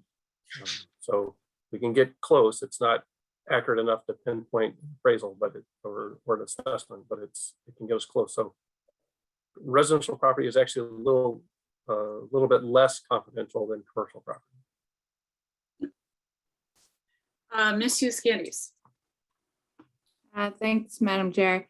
I just wanted to, this is a good time for us to be asking questions and floating out ideas, but I just wanted to echo Ms. Hale's comments. My memory of when we went through this last year, we went through pretty thoroughly. And the idea of the confidentiality as being a compromise. Personally, I really wouldn't want us to explore trying to make sure that we keep some measure of that in. And I just think this is a good direction for us to go. And I felt strongly it was the right thing to do last time. So I think we should forward this. Thank you, Ms. Hughes Candies. Ms. Wall. Thank you, Madam Chair. My question is probably something you all discussed before I was here when the confidentiality was being considered the first time. So if we were to remove that provision that this remains confidential, and I wanted to know how much the house down the street had sold for, how would I find that information in that scenario? How public is this data? Who wants to take this one? Chair Tree, I'll venture that. I mean, it would be a public record that is kept by the assessor's office. I don't foresee that we would have any good reason to publish a list of sale prices, although what will likely happen is that an appellant to the BOE will say, I'm requesting all the sales prices received in the last year that have been considered as part of the ratio study that goes into my assessed value. So when that request is made, we will publish such a list and it will be included in the BOE packet. Otherwise, anybody could simply call the assessor's office and ask for that information as a public record. Mayor Weldon. Thank you, Madam Chair. Since people are starting to do statements rather than questions, I'll make a motion now. And I move ordinance 2022-13 to the full assembly. And if I may speak to it briefly, very briefly. I was never in favor of disclosing the sale price from the very beginning, but I think that we did, as Ms. Hale pointed out, create a wrinkle when we put a confidentiality clause. So that's why I'm moving the motion. And I think we should get it out there so people can talk about it in the public. Thank you, Mayor Weldon. Ms. Gladaszewski. Thank you, Madam Chair. I would ask for a possible amendment if the city attorney, unless there's a reason not to change grantee on line 16 to buyer, and to change, that's on page 1, on page 2 to change, well, I guess any person's okay, right? Anyway, is that, Mr. Palmer, is that a reason not to do that? Through the chair, Ms. Gladaszewski, I can definitely do something like that. I prefer to leave it as grantor grantee and then maybe put in parentheses buyer or seller, because Okay. technically that's how most deeds are drafted. Okay, that would, so that's the motion for Mr. Palmer to insert some language to clarify that the grantee is the buyer. Mr. Rogers. Thank you, Chair Treem.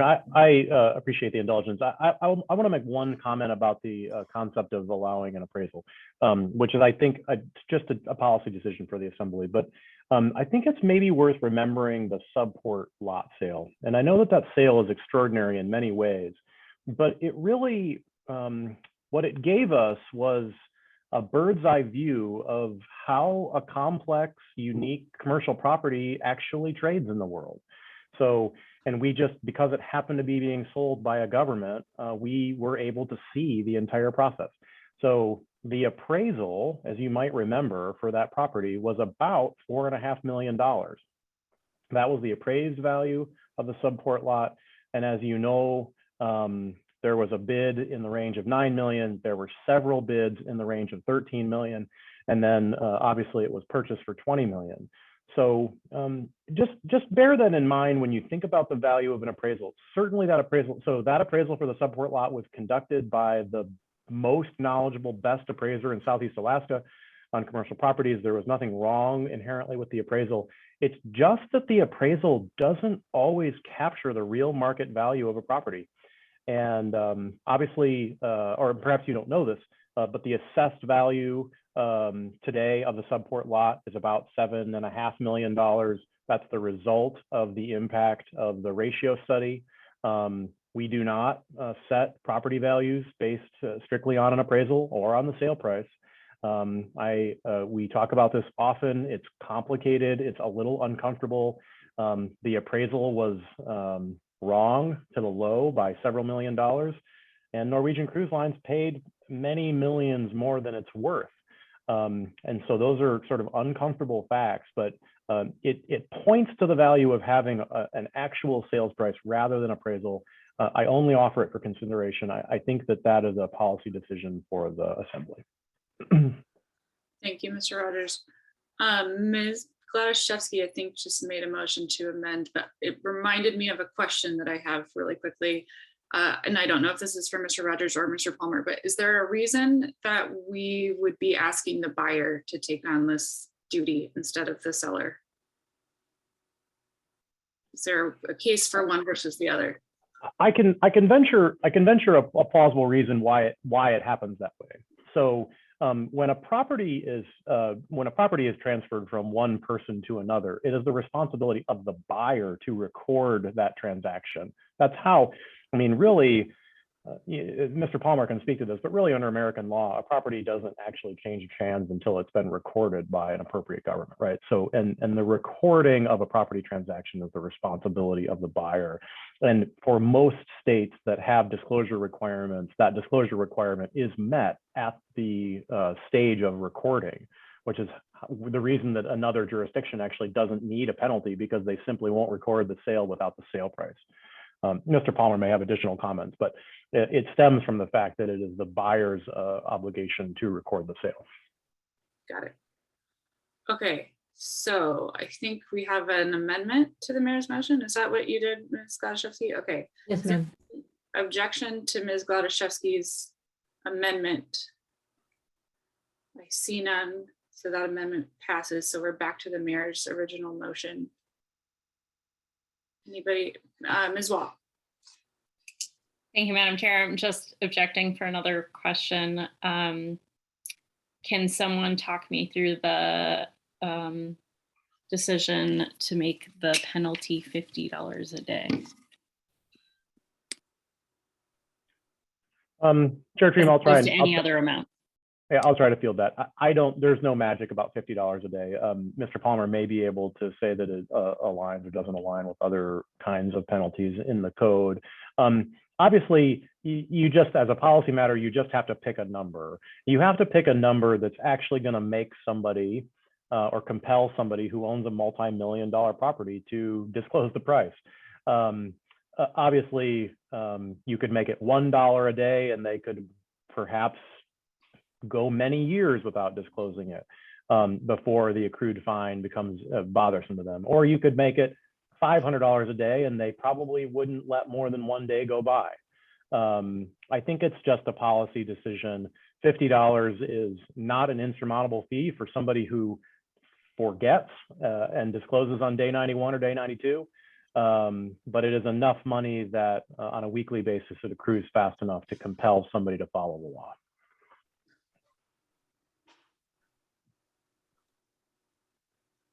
Okay. I'll remove my objection. Great, thank you, Ms. Wall. I don't see any other objections. So the mayor's motion passes. Mayor Weldon. I have yet another motion to make. Okay. I move that the assembly work on codifying the Board of Equalization rules of procedure after all 2021 appeals have been heard and it's past budget time. And throwing it to Ms. Gladaszewski and the cow. Thank you, Madam Mayor. Any objection to that motion? Okay, I see none. That motion passes. Do we need another break right now before we get into our next topic, which is the debt service fund, or do you want to keep going? Keep going. Okay, so we will move on to agenda topic D, which is the FY 22-23 debt service fund. Mr. Rogers. Thank you, Chair Treem. So items D and E fit together a little bit. So if we might a bit consider them together, and you could take separate action if you need to, but they do go together. I should have weaved them together. In any event, one of the things that happens in the current fiscal year, FY22, as a result of school bond debt being reimbursed at 42% of the state's obligation rather than 100%, we owe an additional amount to the debt service fund to make it whole for that unreimbursed school bond debt. Obviously, we didn't perhaps contemplate this at the time, but the other thing the assembly could have done was simply set the debt service mill rate enough to gain that money back, right? So we could have set the debt service mill rate at 1.6, 1.7, 1.8. I don't believe that there was any reason that the assembly would have considered that palatable at the time. What you see at the bottom of packet page 95 is that we CBJ would owe $2.8 million of general funds into the debt service fund in this year to have it close at a zero balance, which is what it should do every year. What I'm offering the possibility is that the assembly would tell us not to transfer general funds into the debt service fund. And the reason for that is that in FY23, depending on decisions you make about the airport general obligation bond debt, so but if you chose to endorse the approach that's on the next memo, the debt service mill rate would fall from 1.2 to 0.82. Now that number will change a little bit once we have final assessments for this current year. But the thing that gives you the ability to do is to let the debt service fund go negative, and then in the manager's budget, the manager would retain the 1.2 debt service mill rate in the next year, and you would owe less general funds into the debt service fund.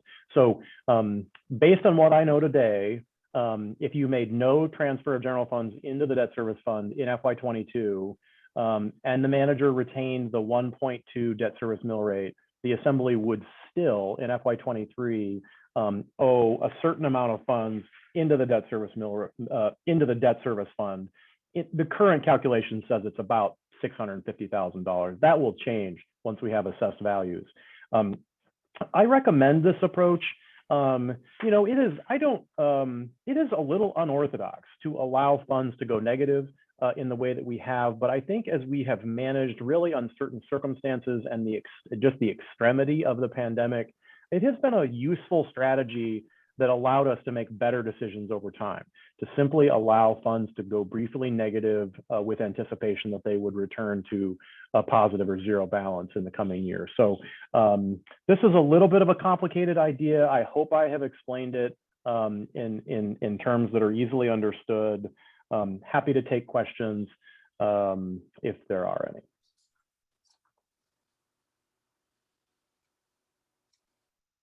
Ms. Hale. There, I remembered to unmute myself. Mr. Rogers, is another way of saying what you're saying that we could, rather than transfer general funds into the debt service fund, we could keep the debt service mill rate the same, and that the money that that debt service fund needs would come from the property taxpayers through their property tax payment, because that mill rate is kept the same, rather than them getting a reduction and us paying for it through the general fund. Is that what you're saying? Is that another way of saying it? Assemblymember Hare, Chair Treem, yes, I think that is correct. This would save the general fund about $2 million, a little more than $2 million. And instead, that amount would be paid by all property taxpayers next year as part of the mill rate that's set. Remember that the debt service mill rate is just one component of the total mill rate. And if you make the size transfer this year that is sort of technically required to retain a zero balance, the debt service mill rate would fall considerably next year, which would reduce property taxes. Follow up. Thank you. I'm guessing that one reason that we might do this is that we expect to have additional debt, and it can be a lot of up and down by the debt service mill rate going lower than going higher. And so that's one possible reason that we might keep it at the same. Assemblymember Hale, Chair Treem, that is exactly right. I mean, most property taxpayers like two things. One, they like stability, and two, they like tax rates to go down. So I don't know that anybody would advocate against a lower property tax rate, but certainly stability is a good thing. And this assembly is on a path likely to consider general obligation debt next fall. And as you consider general obligation debt next fall, you will be in a different position depending on whether or not we retain the 1.2 debt service mill rate into next year, or if we allow it to fall by subsidizing the debt service fund with general funds. Thank you very much. Any other questions on this? Mr. Rogers, did you also want to talk about the next topic, or would you like us to take some action first? Chair Treem, that's probably a good idea because they depend on each other to some degree, and a decision on one would impact the other. So what you see on packet page 97 is a relatively straightforward idea. So for the last 2 fiscal years, the Assembly has directed, indicated, requested, however, whatever language you'd like to use, that the airport should pay its own general obligation debt service on the terminal construction project from federal funds that it's received related to the pandemic. That has saved the general fund about $1.3 million over that time. Alternatively, those costs could be paid by the debt service mill rate, and instead of the reason these are related is that instead of the 0.82 debt service mill rate that it would fall to, instead it would be 0.9 something. I think that I'm reluctant to say this is an easy choice. I think you see in the memo, the airport has a relative abundance of federal money. The airport itself has received, just in consideration of its overall operations, a really disproportionate amount of federal funding, and I think we should all be very, very grateful for that. At the same time, that significant largesse of federal funding has given the option to the Assembly to assign these general obligation debt costs for construction of the North Terminal to the airport. It is only an option available to you for the next 2 fiscal years, FY23 and FY24. That will be the date of the expiration of those funds for the airport, and it will again become a responsibility of the general fund, irrespective of what decision you make for FY23 and 4. Thank you, Mr. Rogers. Any questions on that? Mr. Smith. Thank you, Madam Chair. I'm no longer the airport board liaison, but just was curious to know if there's been any indications from the board or airport staff anything about this plan and impacts on their plans. Mr. Bryson, are you raising your hand to answer that? Okay, go ahead, Mr. Bryson. Thank you, Madam Chair, and thank you, Mr. Smith. At the last airport board meeting, they laid out a schedule of when the CARES, CRISA, and ARPA funds were laid out. So they know exactly how much funds they're dealing with. Forgive me, I couldn't quote you exactly.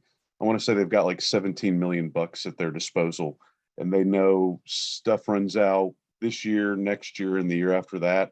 And they gave, at the last airport board meeting, they gave a full schedule, so they're aware of what funds run out when, and they are doing their best right now to use the funds with the shortest time limit, make sure those are appropriately spent. And so they're taking expiration dates for those funds into extreme consideration. It's their highest priority. They're like, when does this money run out? When do we need to use it? So that's how they're leading that conversation.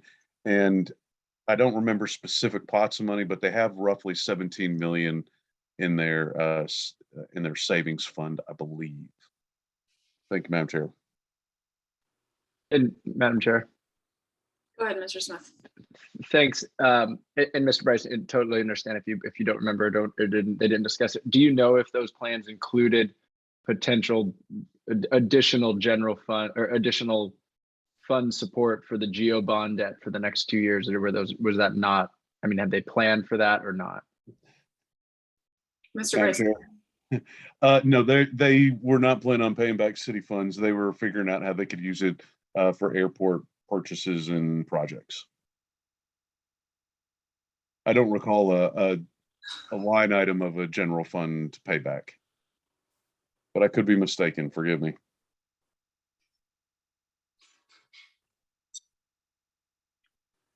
Okay, do we have no any? one, Oh. If no one else had I had another question just briefly. Oh, yeah, go ahead, Mr. Smith. Thanks. And that's, will the renovated terminal lead to additional revenue for the airport?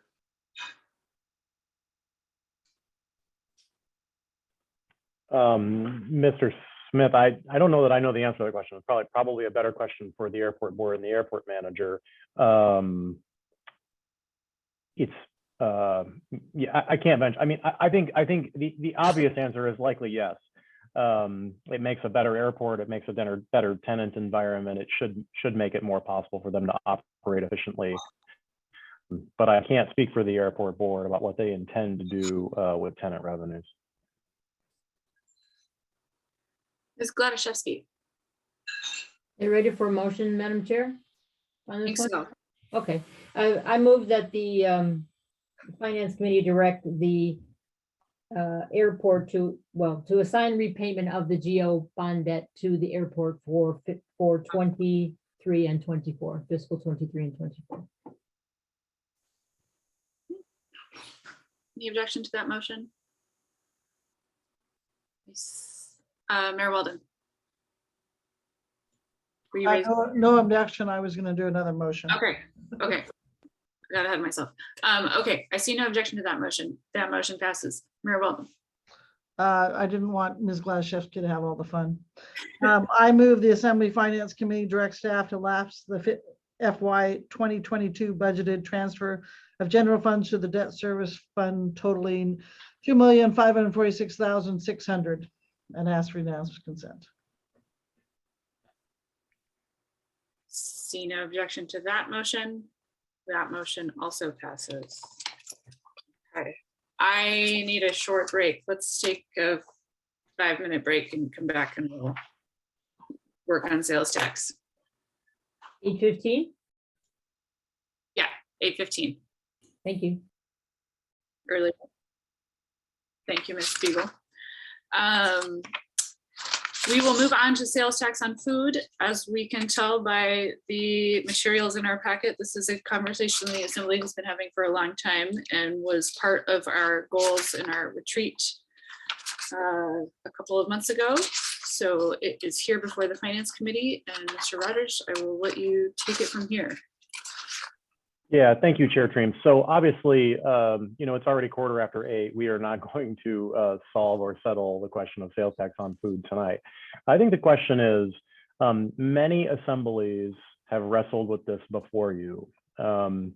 Many of you have wrestled with it once or more in the time that you've served on the assembly. In my kind of going back and reviewing all of the touches that this issue has had in the last several decades, it's interesting because the assembly never votes it down. It's just a hard thing to do, and it eventually falls by the wayside as other things become more pressing. So I think the question for this assembly is this an issue that you want to devote yourself to sufficiently in the next period while this group of people is here and can stay focused on the issue to move it across the finish line? And if you do, I think that I will bring every ounce of ability we have in the finance to bear on getting you the information you need to do that. Or you simply agree, perhaps, that it's just too much for right now and you set it aside. So I think there's a policy decision for the assembly that is not necessarily about, do you want to repeal sales tax on food? It's, do you want to commit to the process that would get this idea across the finish line for the first time after many decades of discussion? So I'll make one little note about the data, and it's the only thing I'll probably say about this. All of the data that's in the packet, particularly on the analysis of livability and the information that would be that I would show you in a sales tax model, which I still have, it's the same model we looked at last time. I've made no updates to that. That is actually based on data from 2018, calendar year 2018. That obviously seems way out of date. But I would offer that probably in practice, the data from 2018 is probably a lot more like the future than the last 2 years.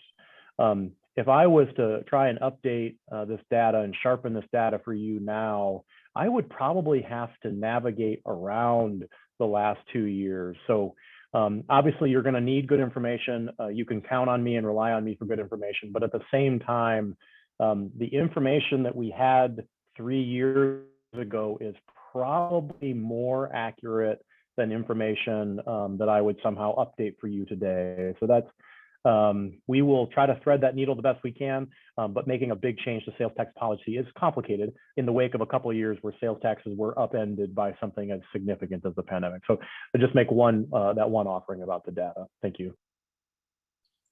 Thank you, Mr. Rogers. I see we have hands. Ms. Gladaszewski. Thank you, Madam Chair. I would, and you or Mr. Rogers is correct, we're not going to decide things tonight, but the decision is, should we work on this now or not? I would urge us, the answer to that is yes, we should. I've been on the assembly for 7 years. Prior to my tenure, there was a long tax discussion. But since then, while we've brought it up a couple of times in passing, we really have not worked it. It's always a bad time. Either we don't have enough money, or the pandemic. It's never a great time to do this because it's a big lift and hard to do. But I don't think we should put it off one more time. I would like to see this assembly take some time to work on it myself. It's not going to be easy. It's a matter of how do you make up $5 million in revenue if you take sales tax off of food. If something like that is the number, that's basically the exercise. And I personally would like us to work on it. So that's my vote. Thank you, Ms. Gladaszewski. Ms. Hale.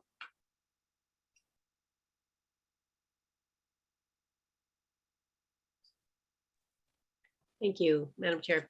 I 100% agree with Ms. Gladaszewski that we should be working on this. And I think that now is a really good time to do it. I had a conversation earlier today with Mr. Rogers because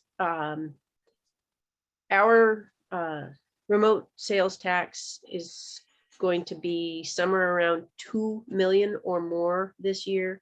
That's what we're projecting. And we're talking about making up 5 or maybe 6 million in the sales tax that we would lose if we take food off the sales tax.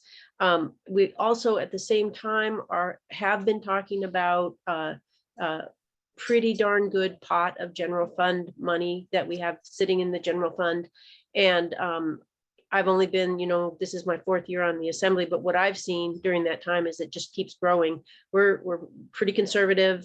We follow pretty conservative path, and that money keeps growing. And I don't know exactly where we're going to end up. I don't know that we have to try to make up dollar for dollar what we might lose in sales tax revenue from the food, because our sales tax revenue has been increasing.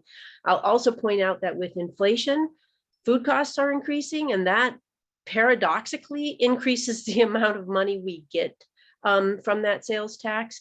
And I guess as well, with inflation increasing, people could really use that break. And so I am hoping that we can not make this too complicated and try to, maybe we have to make an adjustment in a couple of years, and maybe we have to come up with a different revenue source. But our fund balance has been increasing. The last thing I'd like to say is Mr. Rogers does have a paragraph about defining food, and the SNAP definition is a really easy one to go with, and the grocery stores are accustomed to going with that definition. That's what is used for the senior tax exemption. Thanks. Thank you, Ms. Hale. Willow Gadak, I thought I saw your hand up there for a second. Did you want to join the queue? No, I agree with what's been said. Mr. Rogers answered my question before I got a chance to ask it. Okay. Ms. Hughes Candies. Thanks, Madam Chair. These can get shorter and shorter as folks go ahead and you see that people agree with you. But I just wanted to say that I appreciate Mr. Rogers, all the materials you put in there, and I do appreciate it's going to be a big lift for us to get it across the finish line at last. But I really wholeheartedly, this is something I really think we should work on, and the folks that it's going to benefit the most, I think the timing is just right. And when you think of the speed of government, and the longer that I'm on the assembly, the more I get the sense of just what it takes to get something done. And this has long been something that, someone said when I got on, like, maybe pick one thing. And if you put all your focus on getting that one thing done, maybe you'll get to see that done. But I would love to see us to work on this and to get this accomplished for all the reasons stated by other folks. Thank you, Ms. Hughes Candies. Mayor Weldon. Thank you, Madam Chair. While I appreciate what the former or what the assembly members before me have spoken about, looking through all this paperwork today, and it's quite a bit. It's been studied, it's been evaluated, and we've considered it many, many times. So, if we want to spend the time, that's going to be fine, but it's going to be a lot of time. And we do need to find the revenue to make up for it. I know we have a huge balance, but people are thinking it's all from taxes. It's not. There's a lot of CARES Act and ARPA money in that fund balance, and that's why we have such a significant fund balance. And Ms. Hale, you pointed out that we have $2 million in remote sales tax, but I would guess a huge percentage of that is actually for food. But so if we want to spend the time, that is fine. I don't know that we'll be able to come up with an answer. And while I will agree with Ms. Hale that the SNAP is may be the way to go, remember that when we talked about this with the seniors, everybody had lots of exemptions they wanted to make to the SNAP program. And we need to not make too much of a burden on our people that are selling this stuff. That's my only comments. Thank you, Mayor Weldon. Ms. Wall.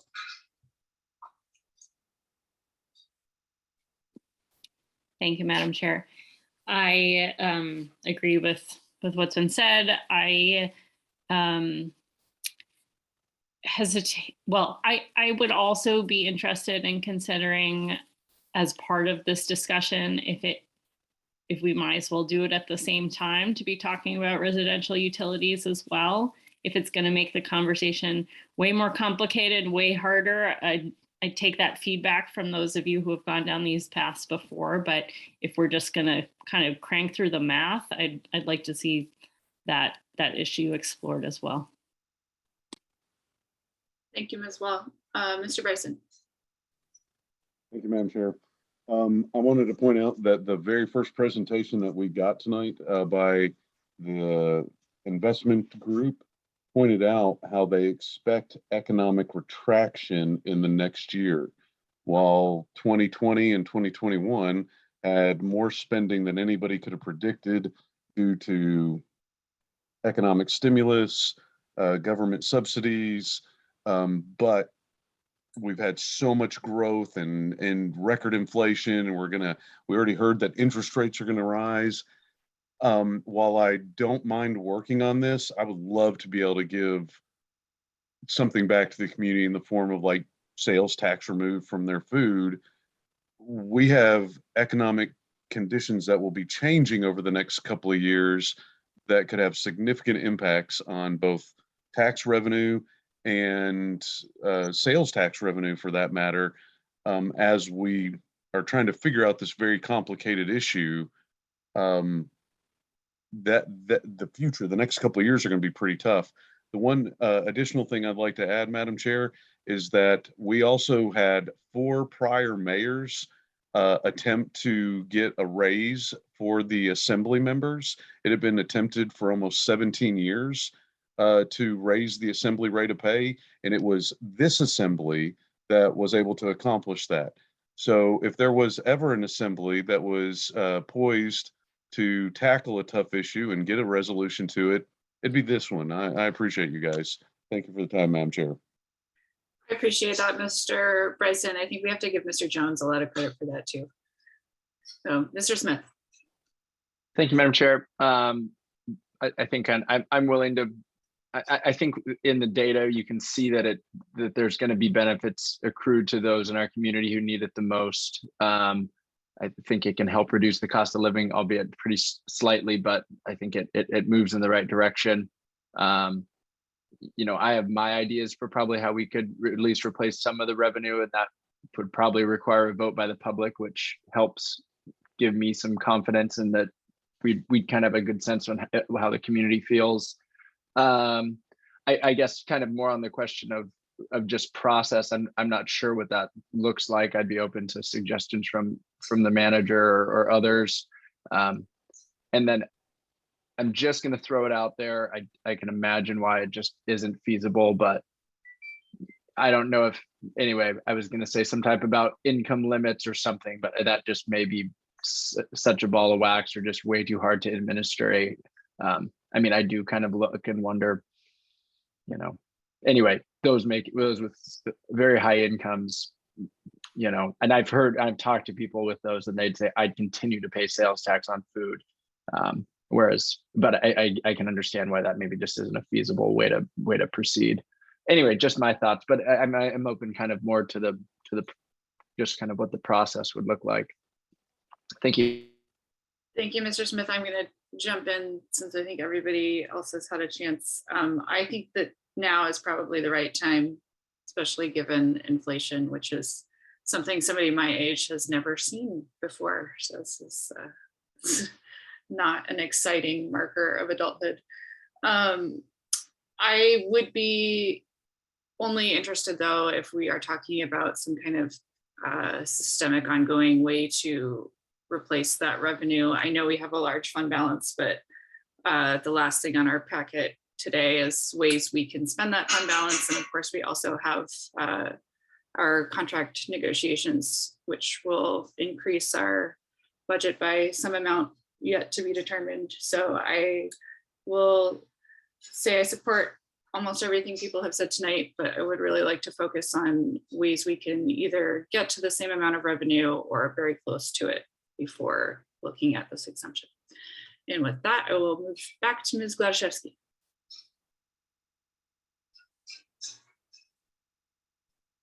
Thank you, Madam Chair. Just briefly, I know some of the history of looking at some of these taxes, and often the committee tries to reduce, we have a list of exemptions. And whenever you open up those lists of exemptions to try to reduce them, what happens instead is you add more. And that's just kind of been a historic truth. And so when people start talking about how about this and also that, and what about feminine products and how about to take this off, that gets really complicated. And that's that is part what has sunk this in the past. You saw Mr. Rogers' memo about, he brought up all the complicated things. If we could, the simplest thing we could make it, the more likely we're have a chance to get something through. And then another assembly can amend it later and make it better. But if we try to do it all, I think this is another one that will sink. And having been here for the senior sales tax and what is food and what isn't food, I completely agree with get the simplest food, and it's not going to be perfect. But please, if we do try to get too more complicated, this too will sink. So that's my big speech, and I'll stop. And I agree with it, what everyone said about, it's the reason I'm really passionate about this is I want to reduce the cost of living for people who need it the most. And it's not going to be perfect. And there'll be other criticisms, but let's try, in my opinion. Thank you. Sorry, I'll shut up. Thank you, Ms. Glashewski. I think that was very, very wise. Mr. Watt. Thank you, Chair. So I'm just going to advise in terms of process, my advice is the Assembly has to do it. I don't think you can get an advisory committee like the Turk that was tried in 2015. I think you have to do it yourselves. You are about to embark on the budget process, so your Wednesdays starting in April are going to be consumed. I think the Finance Committee is going to have very limited meeting capacity until after the budget. And if the hope is to find that new revenue vehicle through a sales tax increase, you've got a mid-July deadline staring at you to get on this year's ballot. So I think Mr. Rogers' opening comments really are good in that the Assembly has to be willing to spend its time and resources on this topic. And I don't think you can delegate that. Thank you, Mr. Watt. Ms. Hale.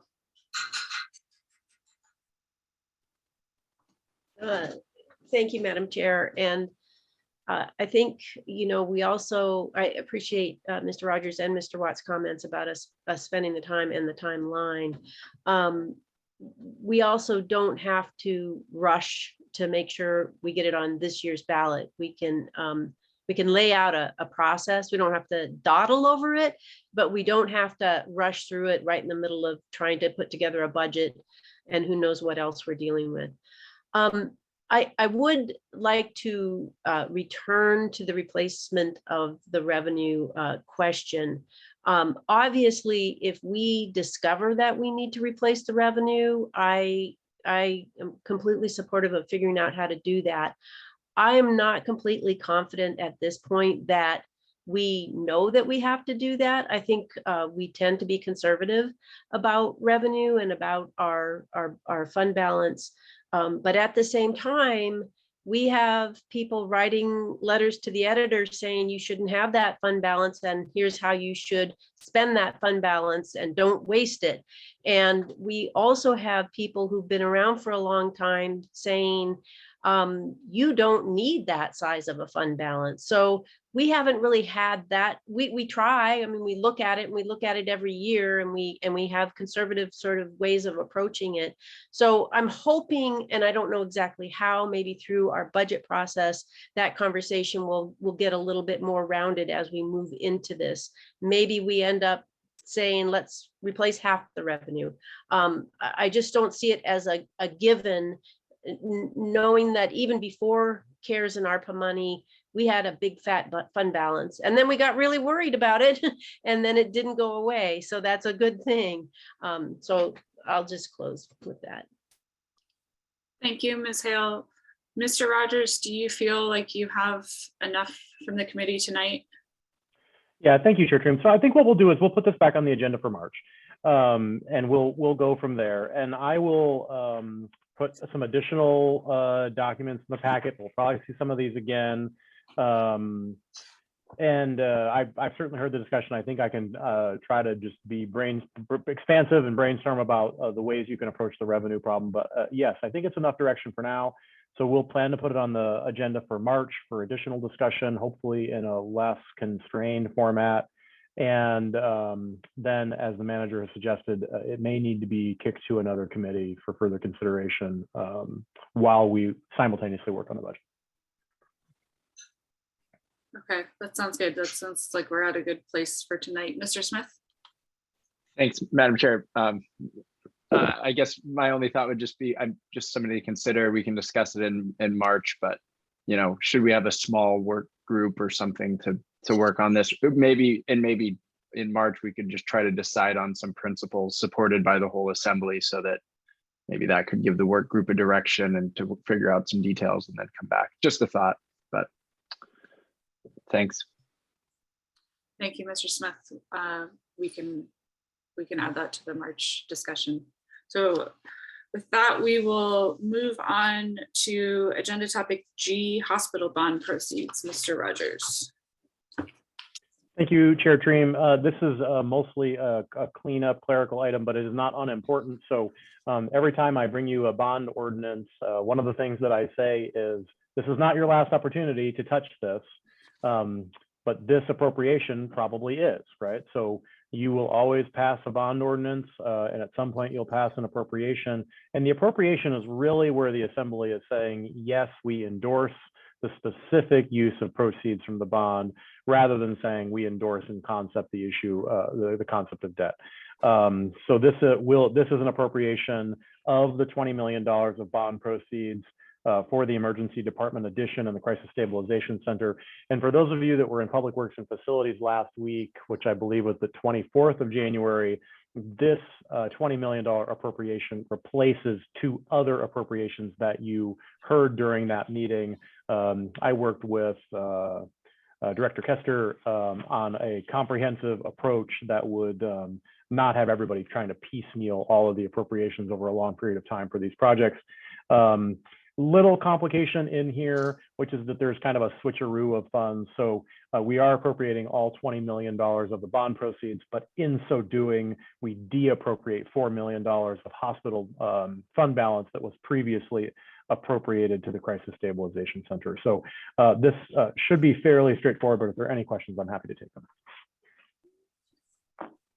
Questions? Mayor Weldon? Thanks, Madam Chair. I move ordinance 2021-08 BAMX to the full assembly and ask for unanimous consent. I see no objection. That motion passes. Our next item is agenda topic H, the Celebration 2022 request.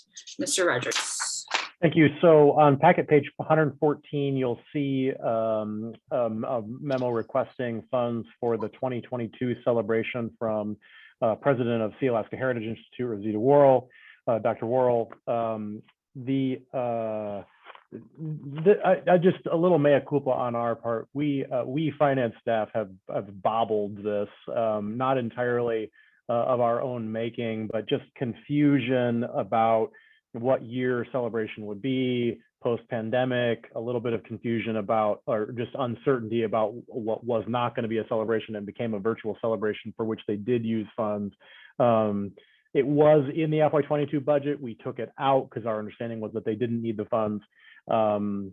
We are putting it forward as a supplemental appropriation for FY22, which follows our prior historical pattern. It will also be in the manager's budget for FY24. So we will be back on an even year pattern, and hopefully it's straightforward from there. But the pandemic and decisions about celebration made this unnecessarily complicated. That's what we like to do. Thank you, Mr. Rogers. Mayor Weldon. Thank you, and I appreciate Dr. Worrell bringing this to my attention, which is how I got to the packet. So I move ordinance 2021-08 BAMY to the full assembly. I see no objections, so that motion passes. Okay, we're cruising. Agenda topic I, Eagle Crest Gondola, Mr. Rogers. Thank you, Chair Treem. You'll see a manager's report on page 115 of your packet. There is a draft ordinance on page 116, and the manager has put together a memo on just generally allocation of fund balance, which I think you may choose to consider with this subject. I actually think I should probably, this appropriation was specifically requested by Mr. Bryson, so I think I should probably defer to him to speak to it. Mr. Bryson, do you want to speak to this? Thank you, Madam Chair. I will do my best to summarize it briefly and then give us a strategy moving forward. A company in Austria is taking down their used gondola.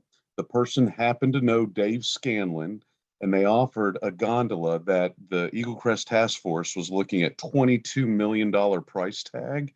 They offered it to Dave Scanlon and Eagle Crest for $1.35 million or $1.385 million, just under 1.4.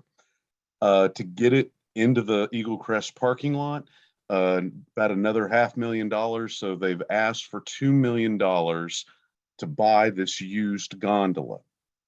Now, I know how we need more time. We need to find out a little bit more information about it. The price tag in there that they had was $4.5 million for installation on top of the $2 million.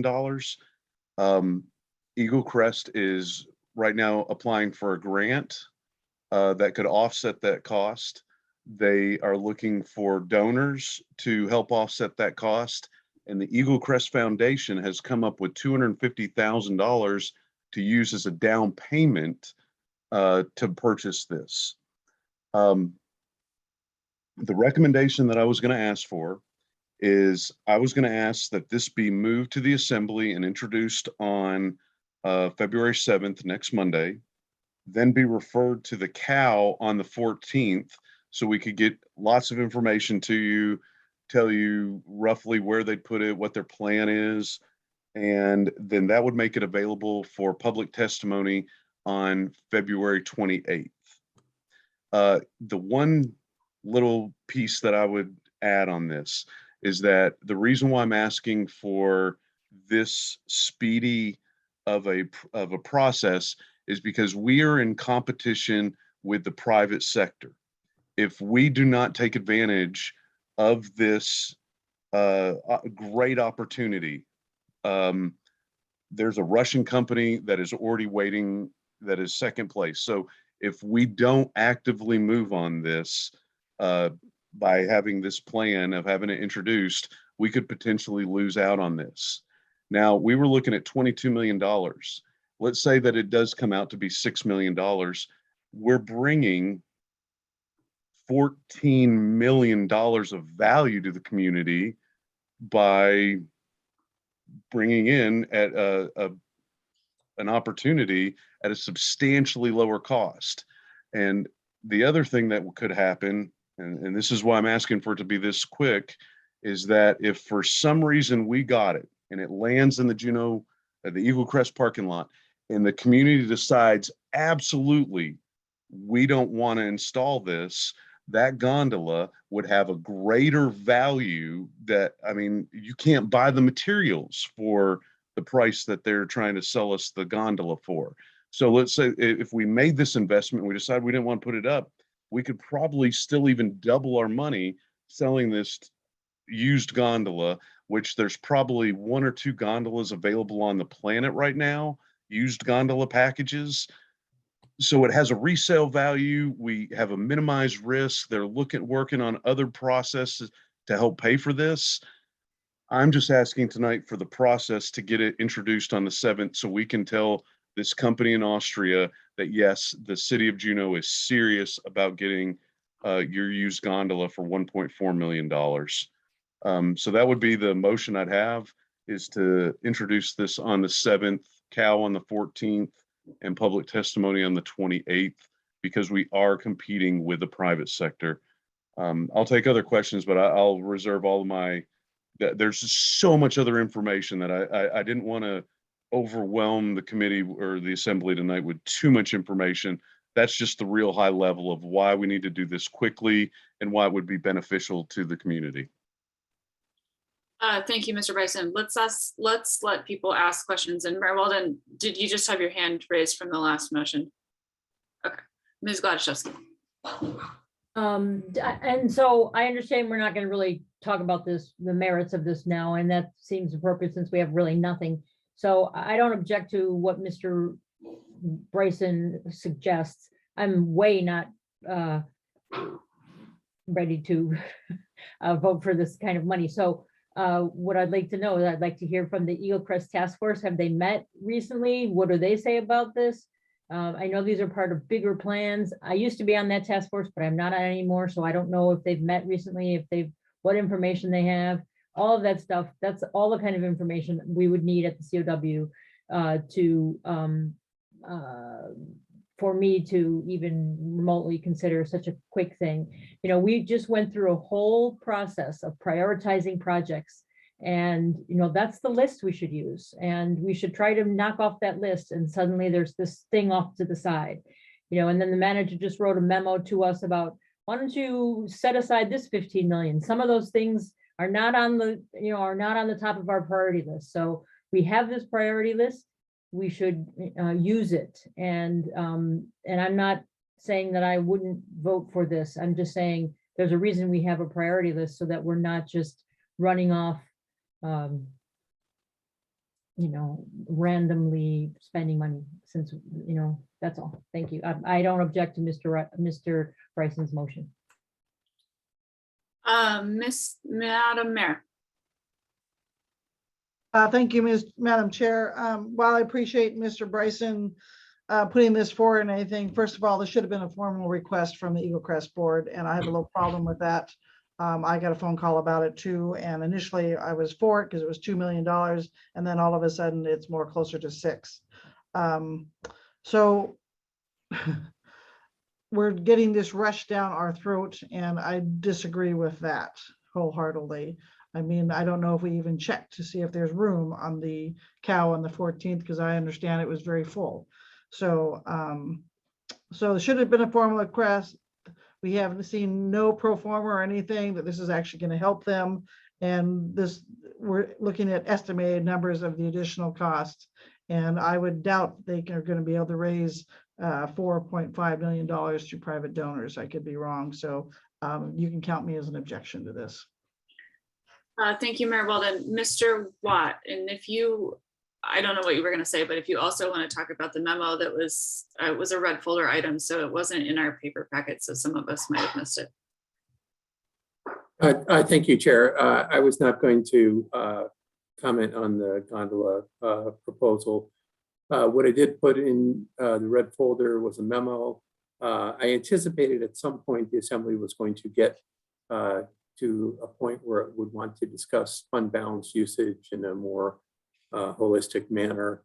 And when I saw the gondola proposal on the agenda, I figured now is the time to at least try and point you towards your goals. So like the Deputy Mayor mentioned, that's what that is, a start. I pulled out your Assembly goals that you adopted in December, and I pulled out your legislative priority list.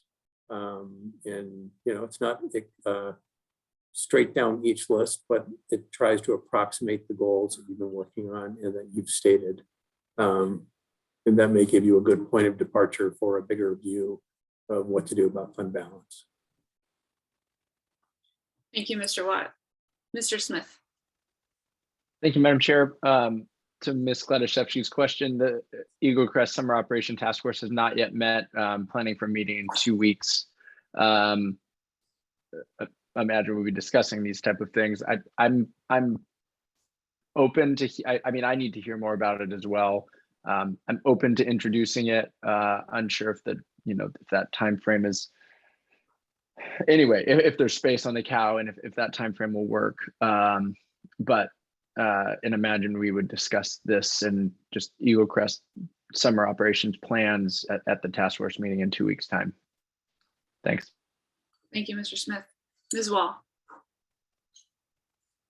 Thank you, Madam Chair. I would object to this as well. I really appreciate Mr. Bryson's enthusiasm for supporting summer operations in Eagle Crest. I think that's a great long-term play. But I agree with the mayor that I would much rather see a formal resolution or request from the board before I'm ready to introduce this, just so we know we have all of the support we need to have those conversations. And also I'd like to say that I really appreciate Mr. Watt's memo. I think that's what I'm looking for in terms of our long-term planning for capital projects as a straw dog to start working through as an assembly. Thank you. Thank you, Ms. Wall. And I guess I'll just add a comment that we don't have to use fund balance solely for capital projects. We have other things to spend money on. So don't see any more hands. Mr. Bryson made a motion and Ms. Hughes-Candies. Thank you, Chair Jim. So to clarify, I'm of mixed minds on this because I certainly would like to hear more information about it. And we don't really have a lot to go on here. So I wanted to clarify Mr. Bryson's motion to see if it was something I could be okay with. So it was to introduce on the 7th and then refer it to the COW. And that's as far as the motion went. Madam Chair. Bryson. Yeah, go ahead. My official request or my official motion was introduction on the 7th to the COW on 14th, and that would make it available for public testimony on the 28th. And again, this process is in competition with the private sector. If we're not able to produce at least a commitment in a timely fashion, a private sector company will be able to buy this out from under us. And that's the worry I have. That's why I wanted to have it introduced so that way we could get the information that you guys are looking for, that to answer the things like it has a mid station. So it actually would increase the number of days that Eagle Crest could operate, lengthening or strengthening Eagle Crest. So that way on low snow years or low snow yields, it can have a mid-mountain pickup. And so people could ski in conditions that they wouldn't be able to ski in right now. And so there were just so many advantages to doing this, but we are in competition with the private sector, which is why I requested the 7th, 14th, and 28th. Sorry, thank you, Madam Chair. Thank you, Mr. Bryson. Did you have any follow-up, Ms. Hughes-Candies? I do. Thank you, Madam Chair. I feel like this is a process question, which I feel like I should know the answer to by now. But if we introduce an ordinance and refer it to a committee, if it's not referred back to by the committee to the full assembly, does it go to the next agenda automatically, or does it, is that if someone could answer that for me? Because I will say, because I would be fine with introducing it to keep the window open and hearing more about it or being able to talk about it, but I'm not sure I would be fine setting a date for a public hearing based on so little information. Madam Chair, I could address that. And that's what I was just going to say. If it goes to the COW, it can live or die in the COW. It doesn't have to be moved on. So it just allows for it to be, so that's why I'm okay with it, because it could go to the COW. If we're not satisfied, then that's the end of that. So. Thank you, Ms. Gladaszewski. How's the, Mr. Bryson, you're the Eagle Crest liaison, I assume? No, who's the Eagle Crest liaison? Madam Chair, I was the Eagle Crest liaison for the last 3 years, and I have great relationships with those guys. Got it. It's kind of how that came about. I was just curious, Mr. Smith, you're the Eagle Crest liaison? Has the Eagle Crest board discussed this? Yes, I'm trying to remember in what official capacity, and I'm sorry if I'm not recollecting in what full route. Can maybe Mr. Scanlon, or I don't know if he's actually still on. Anyway, I don't know if someone else can give me a hand on that. That's okay. It's Ms. Huskindis. Oh, thank you, Madam Chair. I was just gonna say, I know they have at least once. I called a board member earlier to see how deeply they'd gotten into it. And they want to get into it more deeply because they also have more to discuss. Okay. Okay, is there any more discussion? We do have a motion and objection, so Ms. Beagle, will you please call our roll? Thank you, Chair Treem. Assemblymember Bryson, Yes. Mayor Weldon, No. Assemblymember Smith, Yes. Assemblymember Huskindis. Yes. Assemblymember Wall, No. Assemblymember Gladaszewski, Yes. Assemblymember Hale, Yes. Assemblymember Wachwal Gadok. Yes. Motion passes. Oh, 6 keep going. ayes, 2 nays. Oh, I apologize, Chair Treem. That's okay. I'll vote no. The motion passes 6 ayes, 3 nays. Okay. So that was the last topic for action on our agenda, but just for information, our proposed budget schedule is in the packet. I don't know if Ms. Rogers, if there's anything you want to say about that. No, if there are any questions on that now, we can address them, but. Just remember that it's draft. A lot of things on that will move and shift. Yeah. Don't forget to pick up your binder. I think that's it. Anything else to come before the Finance Committee meeting tonight? I see your binder, even though it keeps disappearing, Ms. Gladaszewski. Thank you for the binder. It's very nice. I appreciate it. Okay, with that, we are adjourned. Have a good night. Bye. Thank you. And everyone. Everybody.